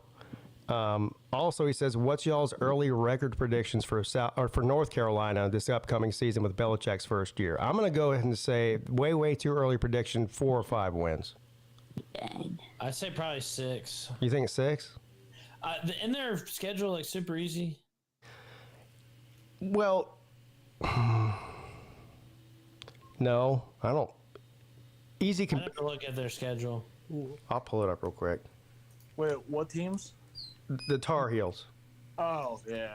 Yeah, they could get 6 or 7 wins probably. Minimum. I'm going to say 5, but let's look at it real quick. All right, we got this. Will be easy to figure out, I think. So they start out with TCU on September the 1st. That's a toss-up to me, but Probably an L. Yeah. probably an L. It's his first game, yeah. All right, so let's say 0-1. I think they'll beat Charlotte, so 1-1. Then they get Richmond. I'll say they'll beat Richmond, so 2-1. Yeah. Y'all can disagree with me any way along here if you want, and give me a debate here. But then they have UCF. UCF. That's a hard one to pick there. Could go either way. I think I'll probably give it to UNC though. I mean, because given how bad UCF was last year. Hold on now. Who's the new coach of UCF? Because Malzahn's gone. Scott Frost again. Who's? Yeah, Scott Frost. Yeah, Scott. Oh, yeah, yeah. that's right. I forgot about that. So, I don't know. That's a toss-up. Then they get Clemson. That's an L. That's no. Yeah. Then they play Cal. I don't know what to think about Cal. It's tough.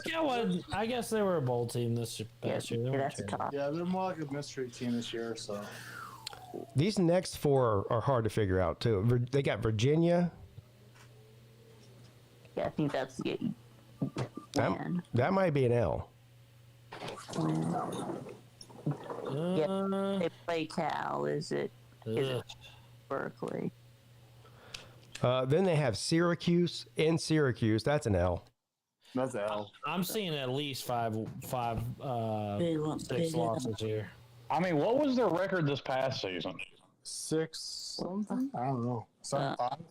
7-5. Yeah. They went at 7-5. I mean, listen, I go by the line of thinking just because it works out this way most of the time.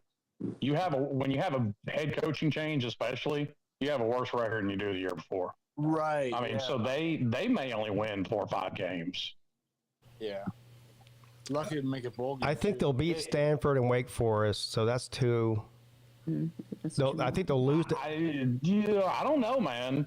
Like Stanford come across the country and put the smackdown on Syracuse last year. Yeah, they'll come over and beat someone. Yeah, but Well, it sure ain't gonna be Miami, so that probably puts it on South Carolina because they got to come to Miami. I think they'll lose to Duke. yeah, Duke down. And Yeah, Duke's in pretty good shape. they finished against NC State. That's a win. I don't know about that. NC State's going 0-12. Come on. State keeps beating them. man.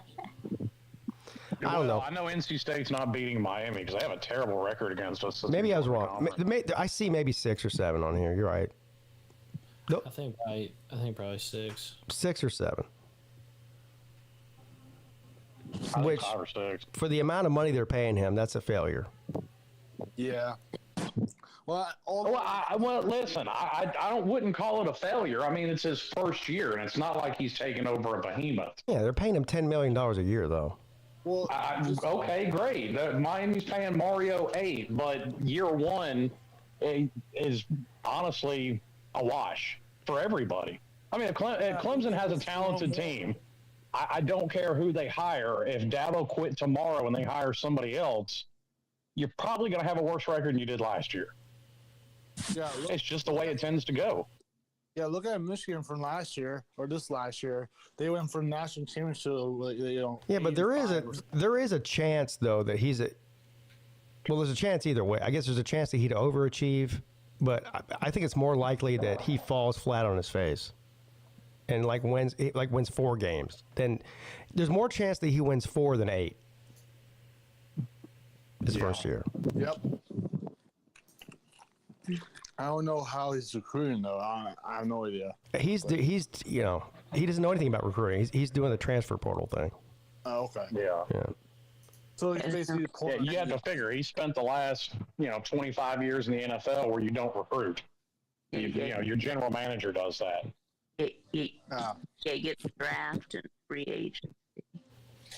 Well, he claims that he's hiring people that do know how to recruit, but isn't his coaching staff full of NFL people too?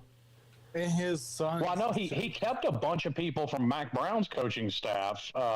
Funnily enough, except for Jeff Collins. Yeah.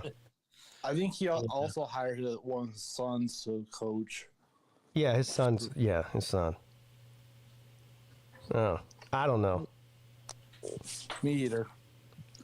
Like I said, I just they're a know mystery this, team. if he's going to try to run that thing like an NFL franchise, last time we saw that was Herm Edwards. That fucking ended up being a failure too. Yeah. And Herm Edwards was a decent NFL coach. He just, it's just different in college, but. Yeah. Anyway, I do have to shut it down. I got to go. All right, So- that was a great show. That was a great show. Yes. That was a great Slob Olympics. It was freaking awesome. I had a total blast. Yeah, it was a great time. Yeah. And I look forward to the next one. Oh, that reminds me. I've already been thinking about like where's the next one going to be. The front one is Miami. Now we have had an early submission. Traveling Fools is putting in a bid already to do it on South Beach in Miami. Now that's not a bad idea at all. I mean, No, it's not. Now, and I've already, and I told you this on the boat, Pete. If Miami gets picked, I've already looked up the directory, so I have Mario Cristobal's email and phone number. I know Traveling Fools wants to do it on South Beach. I'm gonna try my damnedest to see if they'll let us use the practice field. Oh, yeah, that would be awesome. That would be epic. That'd be awesome. Yeah. That would be awesome. About, promoting social media and crap like that. So Yeah, and they have. And you never know. See, this is why we do this. Like, we don't. It's not me and Lou or any one person or two or three people picking it. I mean, ultimately, I guess we have the final decision, but it comes down to whoever can pitch the best place for the best reasons. If you can get it in South Beach, either on South Beach or at that practice facility, that would put you near the top immediately, because South Beach is a spectacle in its own. But if you can do it at an indoor practice facility, it rains a lot in Miami. It does. So that would guarantee that we have, we're not going to get dumped on during the day of the events. Well, and how more fitting? I mean, it's a group of college football fans and YouTubers to be able to do it at a college football practice facility. How far is the practice facility from South Beach? According to Fools, about 30 minutes. That's it. That. So it's 15 minutes to Raj. Yeah. Yeah. So y'all just need to put together your pitch. Yeah. I'm working on it already. And if nobody else pitches anything, then I guess that's where we're going. But we'll do that. We've got to figure it out over the next couple of months, because people have to start planning their travel and all that. So. Of course. Yeah. But I know this. That's another one I'm flying to, because I've actually Google mapped it before. I know from my house just to the stadium is like 18 and a half hour drive. Ooh. Yeah, if we do it in Miami, I'm flying too. Yeah. We're flying. That drive is too damn long. It's like 10 and a half hours. The drive there doesn't bother me at all, but after partying all weekend, the drive back is. You know my pain, sir. Yeah, the drive back is brutal. So Yeah. It's a whole lot easier to just get on a plane and let somebody else worry about it. Yeah. I can't imagine me and my parents driving all the way from Omaha to Miami. Talk about horror. Yeah. All right. See, Nate, thanks for coming on, buddy. It was great to see you and your mom and everybody. Tell them I said hello and tell them thank you. Same with you, Vic. Yep. All right, buddy. Talk to you later. The great Vic too. Slim. It was fun, y'all. We did it. Yeah. We did it. We survived another one. Yeah. I was a little bit worried about surviving this one. I was getting a little worried. All right, buddy. Talk to you soon. Yes, sir. All right. See you soon. All right, Sea-Dog. Any final words for the SEC group? The ACC brought it home. Yeah. I have a hell of a time, man. I honestly the Slobs was a cherry on top, but just always getting to see you guys is freaking awesome. Absolutely. We all did. So Yeah, man. I'll see you next Tuesday, man. Absolutely. See you later, buddy. Right. See ya. All right, everyone. That's going to do it for me as well. I'll be back tomorrow morning at 11 a.m. on my second channel for the midday show, and I'll have some video. I've got it mostly finished. I showed some pictures at the top of this show, but I've got a bunch of video. I say a bunch. It'll probably be edited down to about 15 minutes or so. But there's some pretty funny shit on my videos. So tune in for that tomorrow if you can.